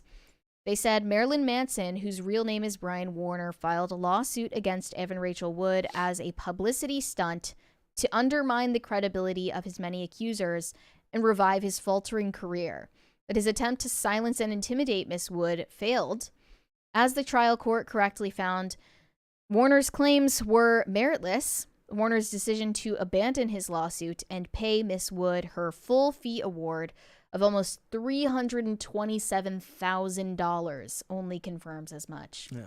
So yeah, he's cleared of alleged wrongdoing in the legal sense, but he still lost a huge amount of time and money to this whole affair. Yeah. He is going back on tour, as Colonel Kurtz had pointed out. You know, like his kind of has to. His career has had a revival, and he's going to take back off on the road. And I mean, he has been back on the road, as we know. But you know, these cases, I really do believe that you're just never going to live in an era where there isn't something like this coming out, right? And the thing about the Neil Gaiman case coming out now is, as a lot of people are pointing out, it's like he was an uber male feminist who talked about listen and believe women. And of course, you know, that graph is almost never wrong about just how dangerous the average male feminist could possibly be, given, you know, based on what their statements are to the contrary. There tends to be the idea that you are covering up for something. Is that the case for him? I don't know, but it doesn't feel like we're ever going to get away from these types of stories. And these ones are, look, they're less, the Justin Baldoni and Blake Lively stuff is actually entertaining to cover because the stakes are lower, because it all speaks to weird, stupid Hollywood elitism. When you get into the cases like Marilyn Manson, you get with a lot of pain and suffering and trauma, and that's debauchery. Just debauchery. It's just not the most palatable thing to cover on a regular basis, and that's not really the point of this show. If you ask me, would be to kind of give you guys something light to listen to while you're doing other things. And that does not mean that there aren't many people covering this stuff. Obviously, there's a great market for stuff like this. People who want to see the in-depth reporting on these types of stories. But I think Marilyn Manson has a long way to go as far as rebuilding reputation and then coming back Since stronger. you mentioned that, I do want to shed light on Colonel Kurtz's response to this news. She basically called BS on the LA District Attorney's press release.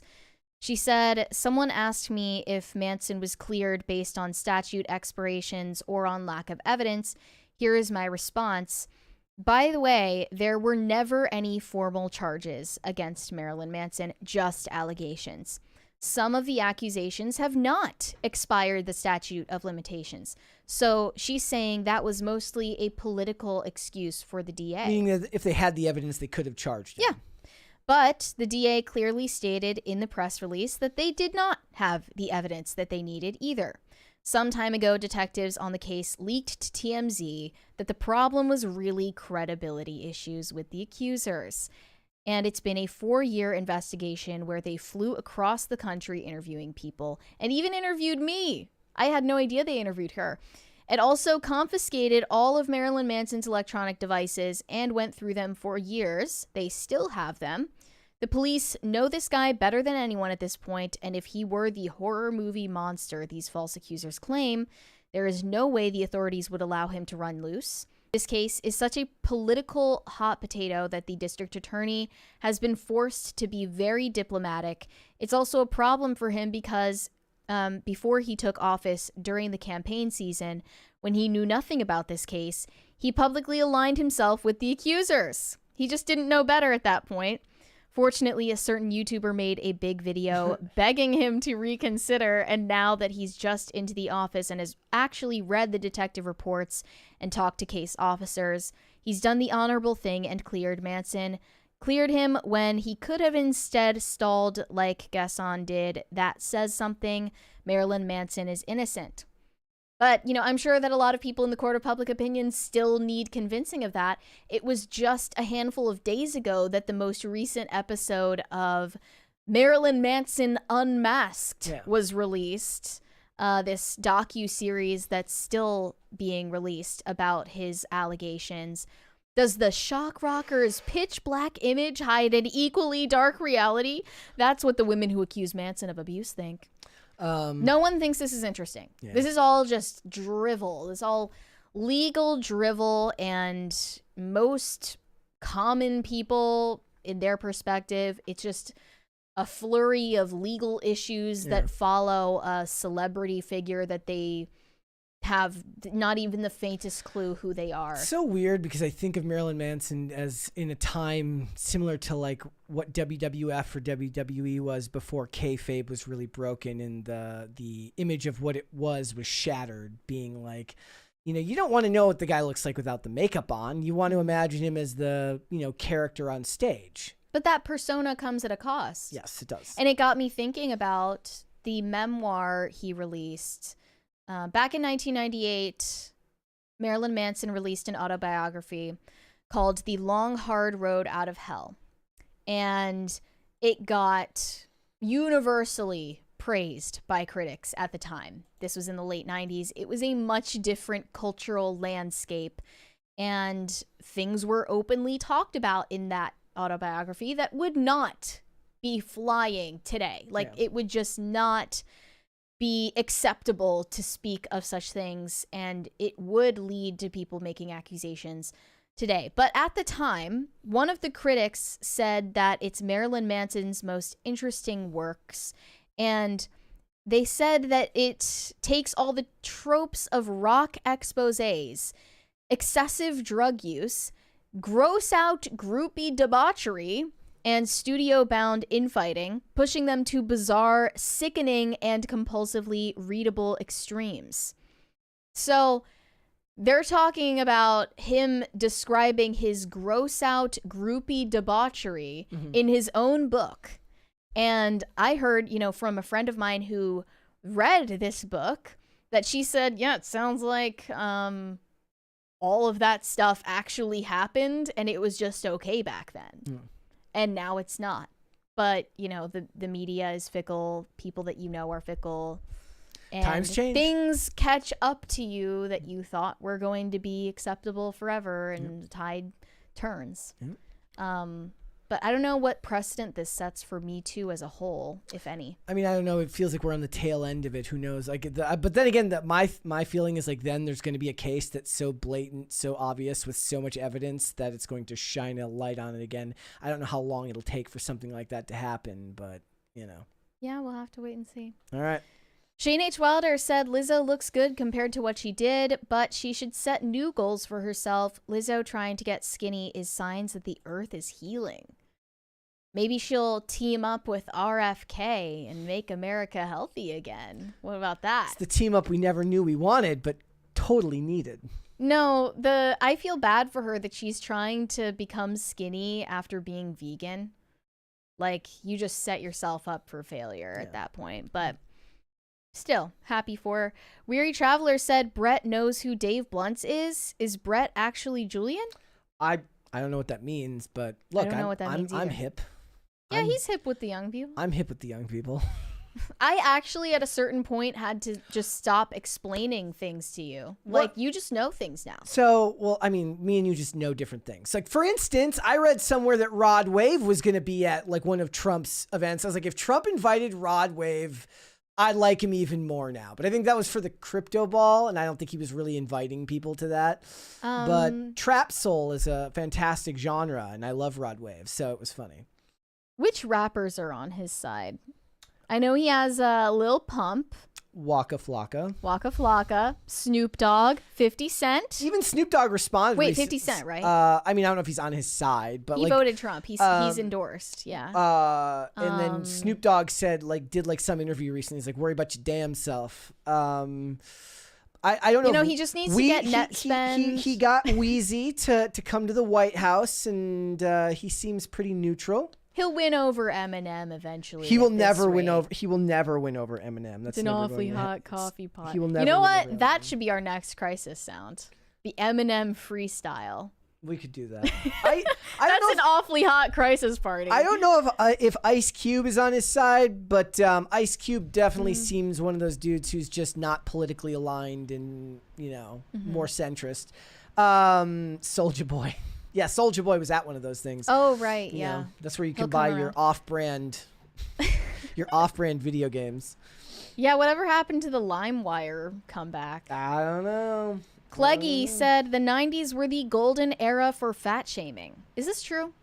Do you remember this being true? I mean, you just I don't know if it was that for fat shaming, but when it came to pop culture and the movies, a fat character existed to be made fun of unless they were a male comedian, in which case it was still used as a means of making fun of them, but they had other ability to be funny as well. Right? Like Chris Farley could be made fun of for being fat, but Chris Farley was funny no matter what. And yet now he's what would be considered normal size. Oh, I don't know. No. Chris Farley was a big dude. Chris Farley was not normal size. Things changed. Yeah, somebody pointed out Shallow Hal. The movie Shallow Hal. Fat shaming. The peak of fat shaming was probably back in the mid 2000s when women were still expected to wear low-rise jeans and all that stuff. Paris Hilton. Pop Culture Junkie said, when the book is written on the lively Baldoni shit show, people will be aghast at how much black PR has become Hollywood's newest cottage industry. Is that referring to a whole black market for PR where you can just buy headlines? I just imagine that women thrive in the crisis PR world. Oh, for sure. Women have to... women and gays with clipboards. Men might dominate the business side of it, but as far as the actual social interaction and the use of, the human experience against another person, I guarantee you women dominate that. I would have an absolute blast working in PR. I have no doubt. I would. That and being a producer on a reality TV show where I just get to sow discord all the time. That's my dream job. All right, let's hold off on the rest and we'll come back after. Selena Gomez is notorious for messy behavior on social media, just constant indiscretion, and this was the latest and most embarrassing example of that. So in the wake of Trump's inauguration and the first deportations of illegals, Selena Gomez took to Instagram and recorded herself sobbing. Not just crying, ugly crying. Ugly crying about the deportations that are taking place so far in the Trump administration. She was basically apologizing for not being able to save them from getting deported. By the way, just so you know, this woman is a billionaire, okay? And if only she could muscle up some explanation as to how she might be able to help people. Let's see. Let's watch this meltdown. I just wanted to say that I'm so sorry. All my people are getting attacked. The children. No. I don't understand. I'm so sorry. I wish I could do something, but I can't. I don't know what to do. I'll try everything, I promise. Okay. She says her people are getting attacked. She actually said, my people are getting attacked. Southern okay? Californians. Selena Gomez is not Mexican. In fact, if you ask Mexicans, they would clown on her for saying that. They don't claim her because she can't even speak Spanish. She's been getting clowned on for months for her delivery of Spanish lines in Emilia Perez because she didn't grow up speaking Spanish. They say she has no right to even identify as a Latina. And yet here she is, ironically, in this video saying, my people are getting attacked. They don't want you, girl. They don't even want to be associated with you. Yeah. Let alone want you to be their gringa savior. Okay? Like, that's delusional and embarrassing. So here were some of the replies. One person said, there's a legal way to come to the United States. Why don't they try that? Yeah. I wonder if she shed tears for Laken Riley. No, I don't think she did. Yeah. Another one said... She mentioned going to schools. I think that one, if I remember correctly, that was debunked as it was the Secret Service that went to a school because a child made a threat against President Trump. Oh, really? I believe. I didn't hear Somebody about can correct that. me if I'm wrong, but I believe that was what happened. Mm-hmm. Another one said, spread effing awareness with your fan base. I hate rich people. So rich and yet so stupid. So, there is some irony in an actual billionaire crying on Instagram about how she has no power to do anything. Literally, you can lobby. You can actually pay off politicians to do your bidding. Like, there are other billionaires already doing that. Get with the program. But she's more interested in virtue signaling. Anyway, she also deleted the video. She did. Yeah. She deleted the video. From what I remember you telling me, she's got a fairly messy social media presence. Tweet, post and delete. She is notorious for that. Selena Gomez has deleted her emotional video crying due to Mexicans getting deported, saying, apparently it's not okay to show empathy for people. Poor you. Crying on social media is like the most undignified thing you could do. The best thing that people could do for Selena Gomez in that moment is clown on her and get her to snap back to reality. Like, this is insane behavior, and she's known for this. I mean, this is America's out-group preference taken to its logical conclusion, which is that, first of all, look, I'm not saying that she's not at fault for not getting the facts from other news sources, but she likely knows nothing about recidivism rates, knows nothing about the crime rates, knows nothing about the fact that it was criminal illegal immigration. It was illegal immigrants that were criminals that were being deported, not, and also they conflate the term immigrant and illegal immigrant, which is a whole nother discussion. Whatever your thoughts are on immigration policy, it's not even really relevant here because she probably doesn't really know anything about immigration policy. She read a Pop Crave tweet that said that there were being deportations, the same way in which people were clowning on. It was really funny. I saw Pop Base yesterday actually posted. So if you saw, Donald Trump sent a plane of deportees back to Colombia, and they wouldn't let the plane land. And then everybody was using this as some own on Trump, and then talking about tariffs and stuff like that. But then when the government finally acquiesced to his demands with the threat of tariffs, Popbase actually reported on it that Trump got his way. I was actually floored that they didn't obfuscate and leave that one off there. Yeah. But she's not reading into all of this stuff. She's just emotional and uninformed and doesn't know any better. It's so hard to even empathize with her when we're talking about a woman who has multiple properties in the most wealthy areas of this country. She lives in the Upper East Side in Manhattan. She has multiple properties in Calabasas alone. And she is an actual billionaire from her makeup company, and is so out of touch with reality that she thought this was going to go over well. Like, and look, if that you want time is over. If you want to address the notion of empathy, then the argument that you're going to get to the contrary is, where was the empathy for the American citizens who lost their lives at the hands of individuals who were not supposed to be in the country in the first place? You can make the empathy argument on both sides. It's just that the Hollywood approved version of empathy looks very, very different than the average American's version of empathy. Well, if Selena Gomez is so virtuous and empathetic, then why doesn't she use her billionaire net worth to create a commune? Make your own sanctuary city for all of these illegals. You provide the shelter, you provide the food, you provide the funding so that taxpayers don't have to.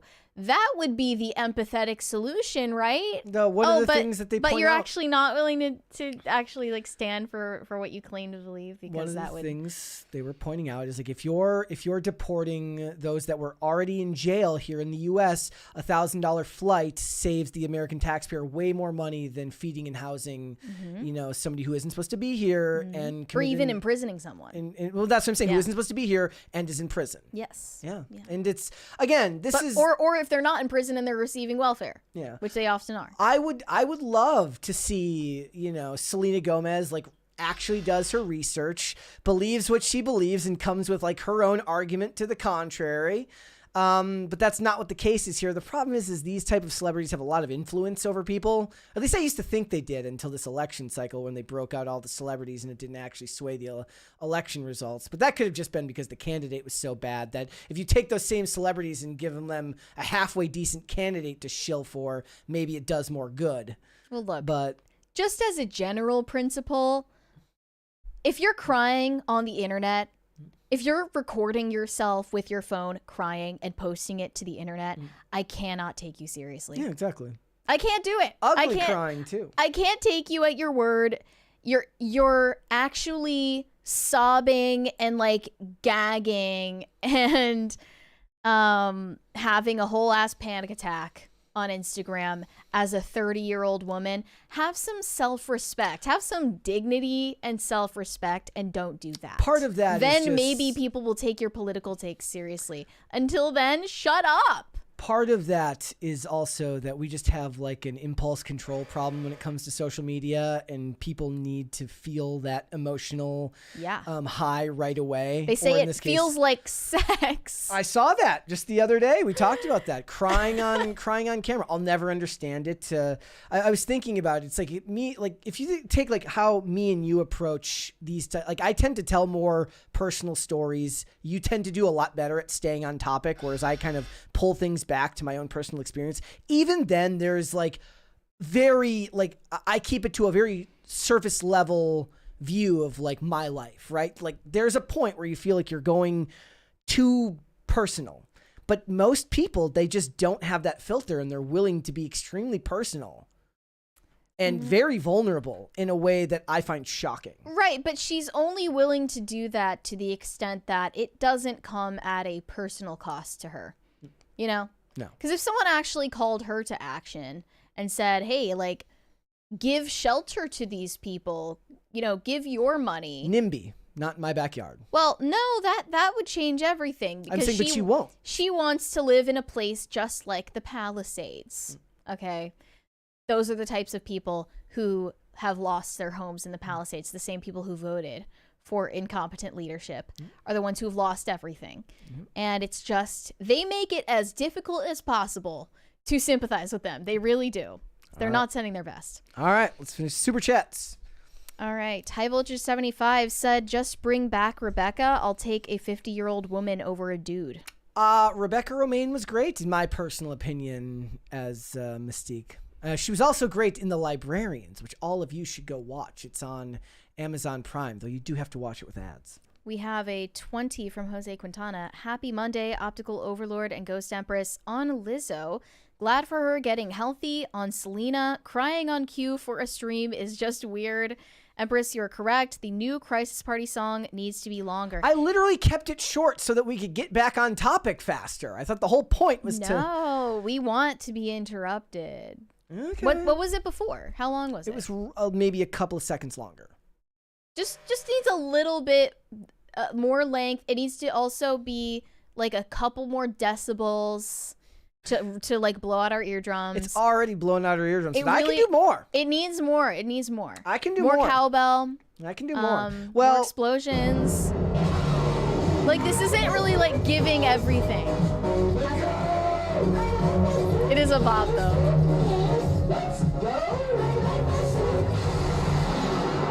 Makes me like my suitcase. you want one more I like my I suitcase. think it needs one more I like my suitcase. Okay. Yeah. Okay. I think we cracked the code. All right. And obviously it needs to be louder. Nick H said, thoughts on the Destiny Pixie situation? Honestly, I have not kept up with it. I know the surface level details from just whatever Phil has told me in passing, but it's pretty disgusting from the sound of it. Not a good situation. There's very few things in life I care about less than that. Well, look, I care because I've been vindicated. This is a guy who tried to lie to everyone and say that I hate abuse victims. Meanwhile, if the allegations against him are true, he treats women terribly. Yeah. So I do feel vindicated, and that is why I personally care. Pete Donovan said, to quote Stewie Griffin, dude, that was painful.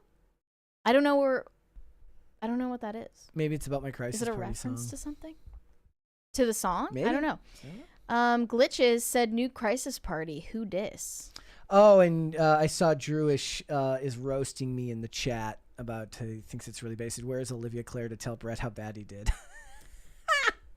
Oh my goodness, they're sicking her on you. I'm just gonna do. I will just take no Crisis Party. Actually, then people might like that, like if there was no interruptions. So I can't do that either because that'll make somebody happy as well. I have to find a way to make everybody unhappy. And right now, only a portion of you guys are unhappy. I'm gonna have to find a way to piss off everyone. Welcome to Pop Culture Crisis, where everyone is equally mistreated. JM Director said, if I'm an actor, I want nothing to do with Blake Lively as a co-star. She's a total liability. Yeah. Yeah, if anything, just because of her busybody husband who's sticking his nose into her jobs. Yeah. And if you're not comfortable with, doing romance scenes or doing sex scenes while married, don't do them. This is the thing. It's like saying to a porn star, well, leave your hang-ups at the door and be professional. There's really no way to completely divorce your emotions from what you're doing. They do actually do that in that industry too, which is very contract heavy, like with ideas of like what is allowed in this scene, what is not allowed in this scene. But like here, it's like obviously impossible to work in the porn industry and not significantly change your neural pathways, your entire view of intimacy, your entire view of relationships and sex, and it definitely negatively affects people, I remember to say the least. So there's no way that you can go into that and just keep it professional. Like, there's no way that you can have sex with someone or just be physically close with someone on camera in general without it affecting you in some way emotionally. It's really funny. I don't remember who they were interviewing. It might have been Alexandra Daddario or somebody else. I believe it was from True Detective, and they were talking about how they were shooting a scene that involved nudity, and the actress had to be topless, and the scene involved a bunch of extras that were all like porn stars, because it was at like a strip club or something, and talked about how like when the director goes, okay, let's get started, like all the adult film stars like just rip their clothes off and are just standing around completely comfortable, and all of the regular Hollywood actors are very not comfortable. But I mean, even these days they'd probably be laughed at for being so modest, because nudity is just expected now in the age of streaming. You're somehow not. That's so true. You just don't understand the art if you're not into it. I just saw the other day John Lithgow. Yes, that John Lithgow, old as dirt. John Lithgow doesn't make him not a great actor. Talking about doing a nude scene for some new show, and he's like, "Yeah, I was like nervous at first." I'm like, "Bro." You don't need to do that. No one wants to see that shit. You don't need to do that. Nobody needs to do that at your age. That man's a damn raisinette. Like, don't do it. That's why would they? Why? Because it's honest, Mary. Because it's honest. Ew. That's just gross. The whole 30 thing Rock is from the gross. Sun was ages ago, and we're not in the age of 30 Rock from the Sun anymore. Ugh. Okay. Anti-productive man said, I'll finally make Brett cooler by being his mortal enemy. You can never have too many. Perfect. You have been completed. This is your other half. The based clone trooper said regarding Ryan, I can't say that, Reynolds, we'll just say Reynolds, did we expect anything else from a Canadian? As the saying goes, you either die as a based nation or live long enough to get cucked by Cuba. Just so if you're wondering what I was talking about, read that headline. Imagine that. What does it Like, say? it says John Lithgow texted a nude photo of himself to the director of his new film. What? Yeah, Why? just no. Why? He plays the title about a gay man, his daughter, and his non-binary grandchild. I'm so sick of everything. I'm so tired of it. Like, why? Just why? Ugh, He okay. wanted to show the director was a she. He wanted to show her he'd done nude scenes in the past, which were required for the film. Oh, hell no. Now that's in her camera. That forever. is a lawsuit waiting to happen. Yikes, dude. Okay.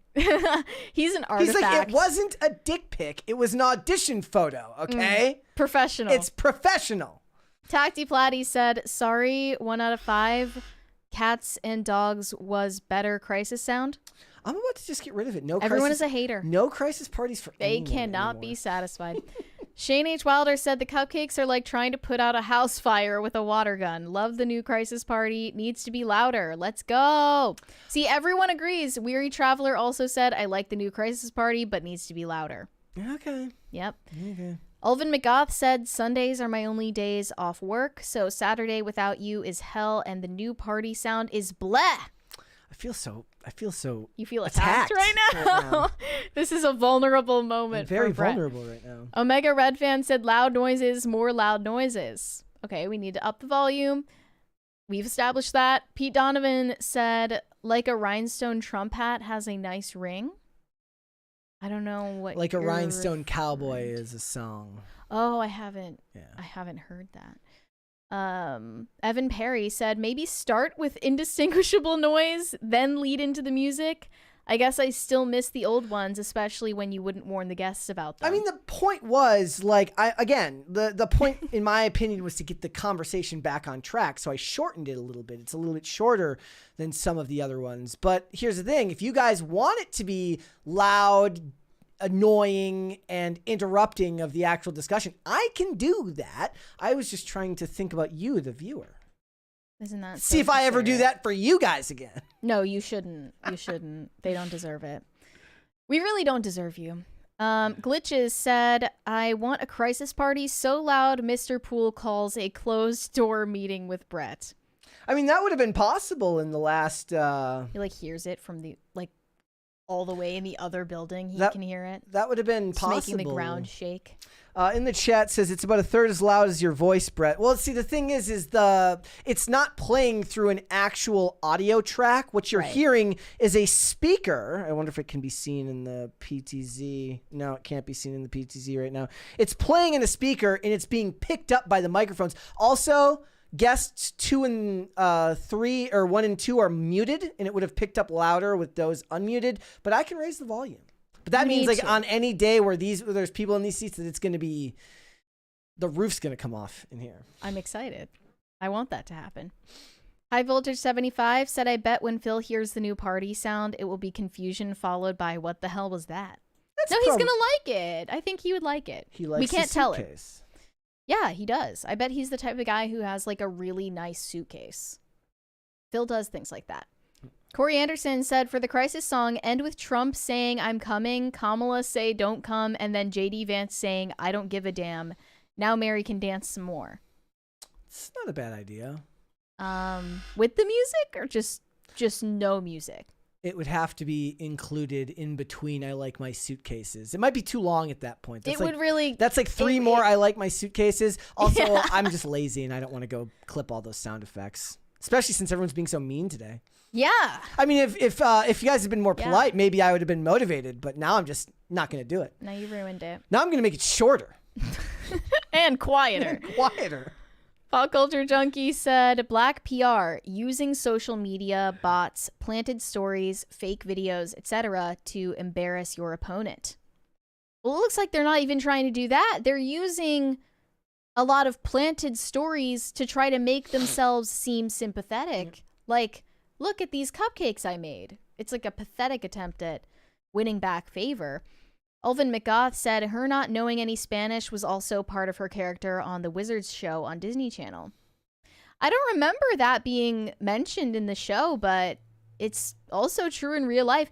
I also heard from... I mean, maybe they gave her like a choice, like either you can learn Spanish for the role or we can turn it into a storyline. We'll turn it into a thing. And she's like, I'll just turn it into a storyline. Exactly, the way that they did with Heath Ledger in 10 Things I Hate About You. He just couldn't do the American accent, so they were like, okay, we'll just like make your character Australian for no reason.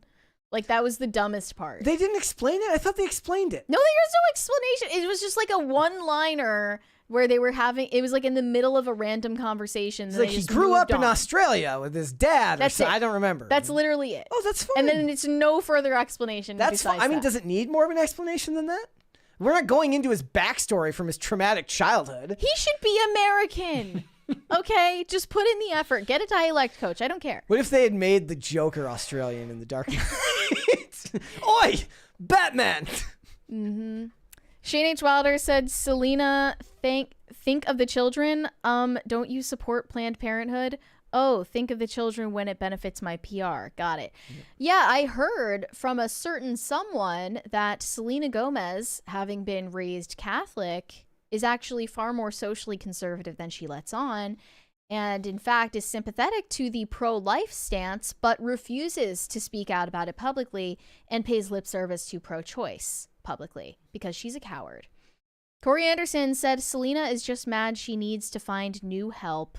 It's like that moment when Kelly Osbourne was like, who is going to clean your toilets, Donald Trump? I saw some tweet the other day. I have no idea if it could be fake, right? And this guy posted like there was a Karen on the bus with me who complained about he was wearing like a MAGA beanie. Okay. And she's like, my housekeeper is terrified for her life.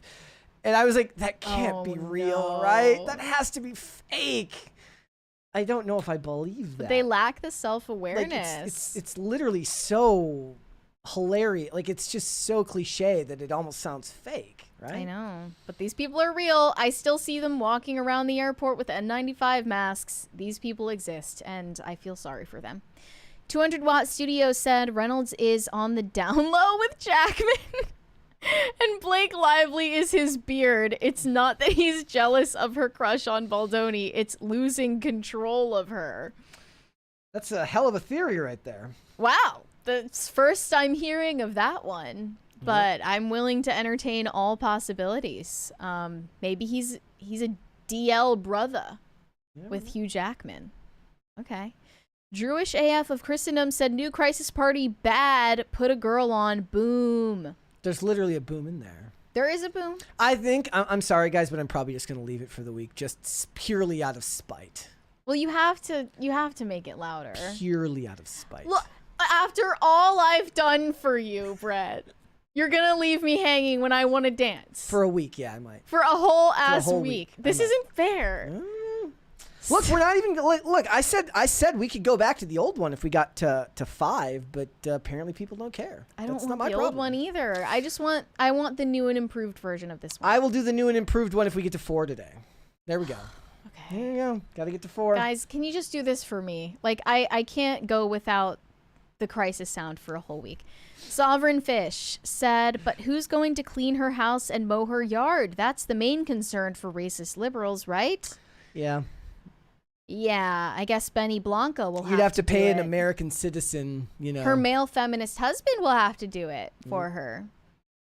I don't know if he's familiar with that type of work.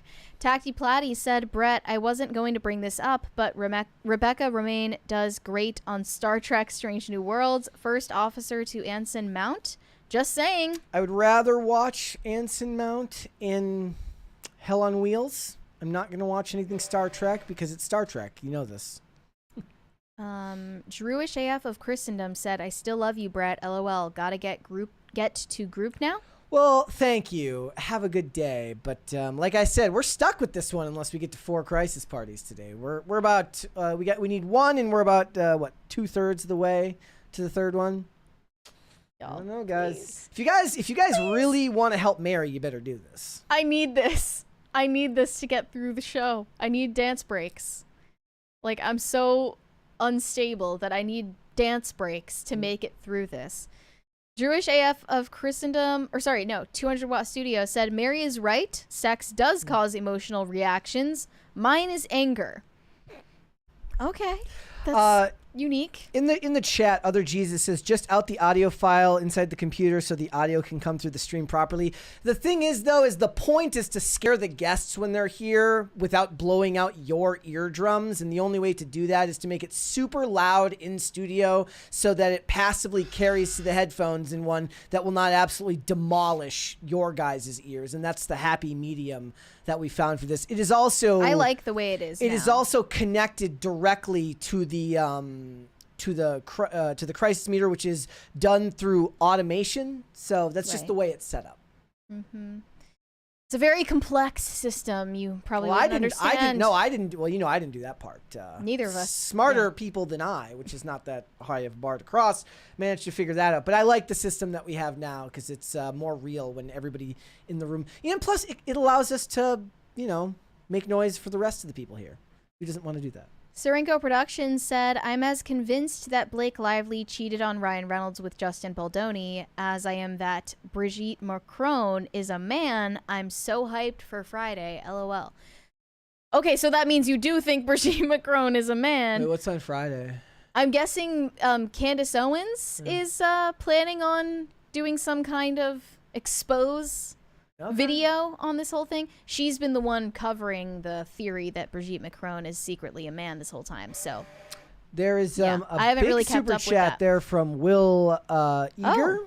That's a huge crisis party party. super chat. Thank you very much. He said, "Here you go, Mary." I so appreciate that.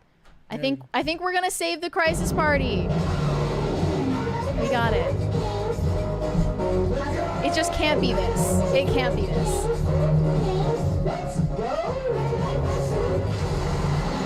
You want it longer than that, huh? I do unironically like my suitcase. At least one more. I like my suitcase. Like every time I use my suitcase now while I'm packing my stuff for a trip, I'm just saying that to myself over and over. Fun fact: when we were going to the Mr. Burcham,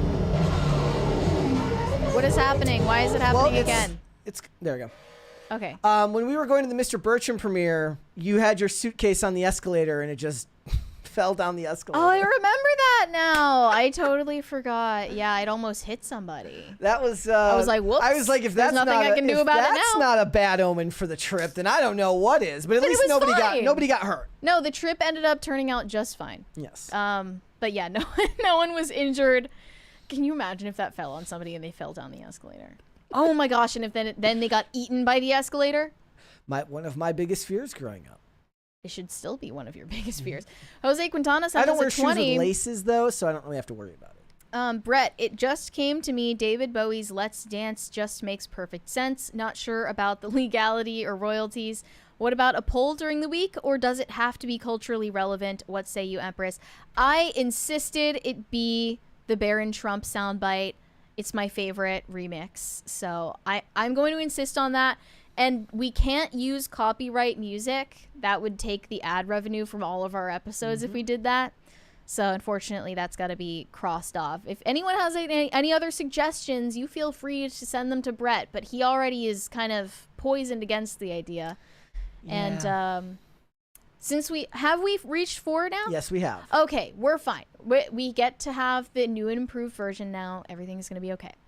The Manic Mustache said, late as usual, but apropos to Manic Mondays, I have a fever and there is only one cure. I need a louder crisis party. Who replaces Sam Elliott on the Mustache Rushmore? Stay toxic, my friends. That's a very good question. Why did Sam Elliott shave his mustache? Sounds like it. Yeah. Huh. That's probably disconcerting looking. It's like the first time I ever saw Stone Cold Steve Austin without his goatee. It was deeply disconcerting. Shane H. Wilder said John Lithgow sending D pics was not on my 2025 bingo card. Also, Brett, if it's too loud, you're too old. Ain't nobody want to dance to quiet music. It only lasts like 15 seconds. It was not about it being too loud. There's the fourth one. It was about that it's distorted. I like my suitcase.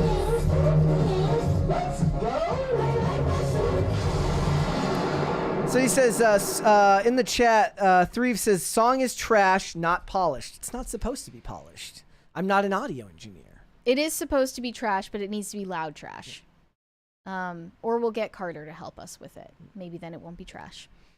Tacti Platty said, with respect, I feel Mary's suggestions have really strong Yoko Ono to John Lennon's music vibe. Not trying to be mean, Mary, your hair looks great. Thank you. But also, like, I think everyone in the chat agrees with my criticisms of the sound. I will make it louder. I will make it louder. We've come to an agreement. Pete Donovan said a cacophony of Brett, Mary, and Phil saying "Let's go" multiple times, set to some techno music, would be an awesome crisis party. That's literally what it is. Well, we'll get Carter to make the next one, but we have to let Suitcase reign supreme for a while. Shane H. Wilder said, I disagree, Tacti. Mary is nothing like Yoko. Mary actually has talent. Oh, thank you. That's very kind. There's a back and forth going on in the chat. They're defending. Yeah, this is intense. 200 Watt Studio said Wolverine has that sexual healing factor with Ryan.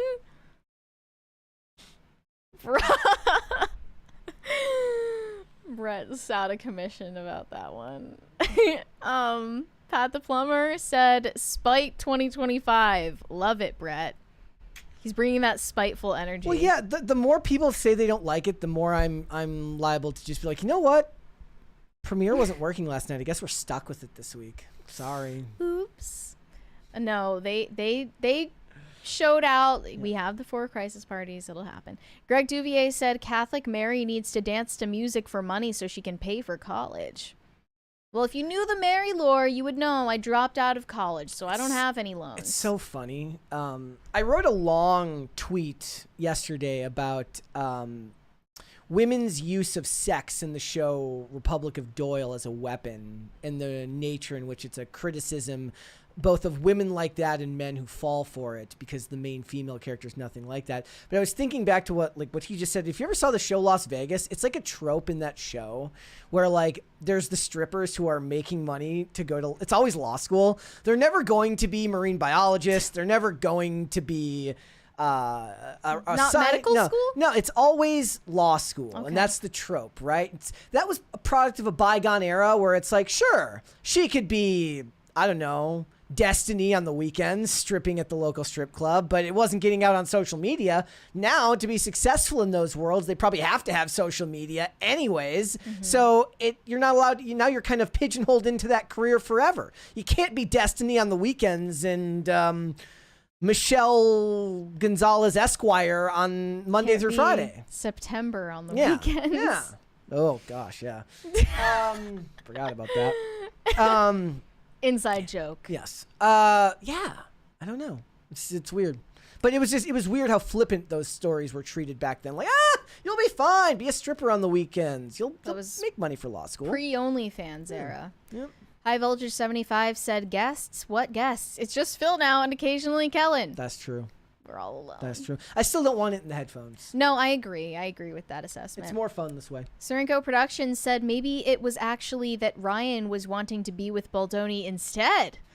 Didn't he get upset about his wife commenting on Justin's squat workout pose? I mean, maybe it was like, he was like, look, I work out hard too. But then again, it was Hugh Jackman that got all the credit for being in shape on Deadpool and Wolverine and not Ryan Reynolds. So he's not sussy? I don't know. No. Shane H. Wilder said Mary using her suitcase as a lethal weapon. Nice. Pretty close. It could have been. It was not intentional. It was not on purpose. I plead the fifth. Jewish AF of Christendom said, sir, I already said I love you. Need a ring? I can't. Are you proposing to me? Because I'm spoken for. I'm engaged, buddy. Pete Donovan said, Mary, I dropped out of college too, so respect.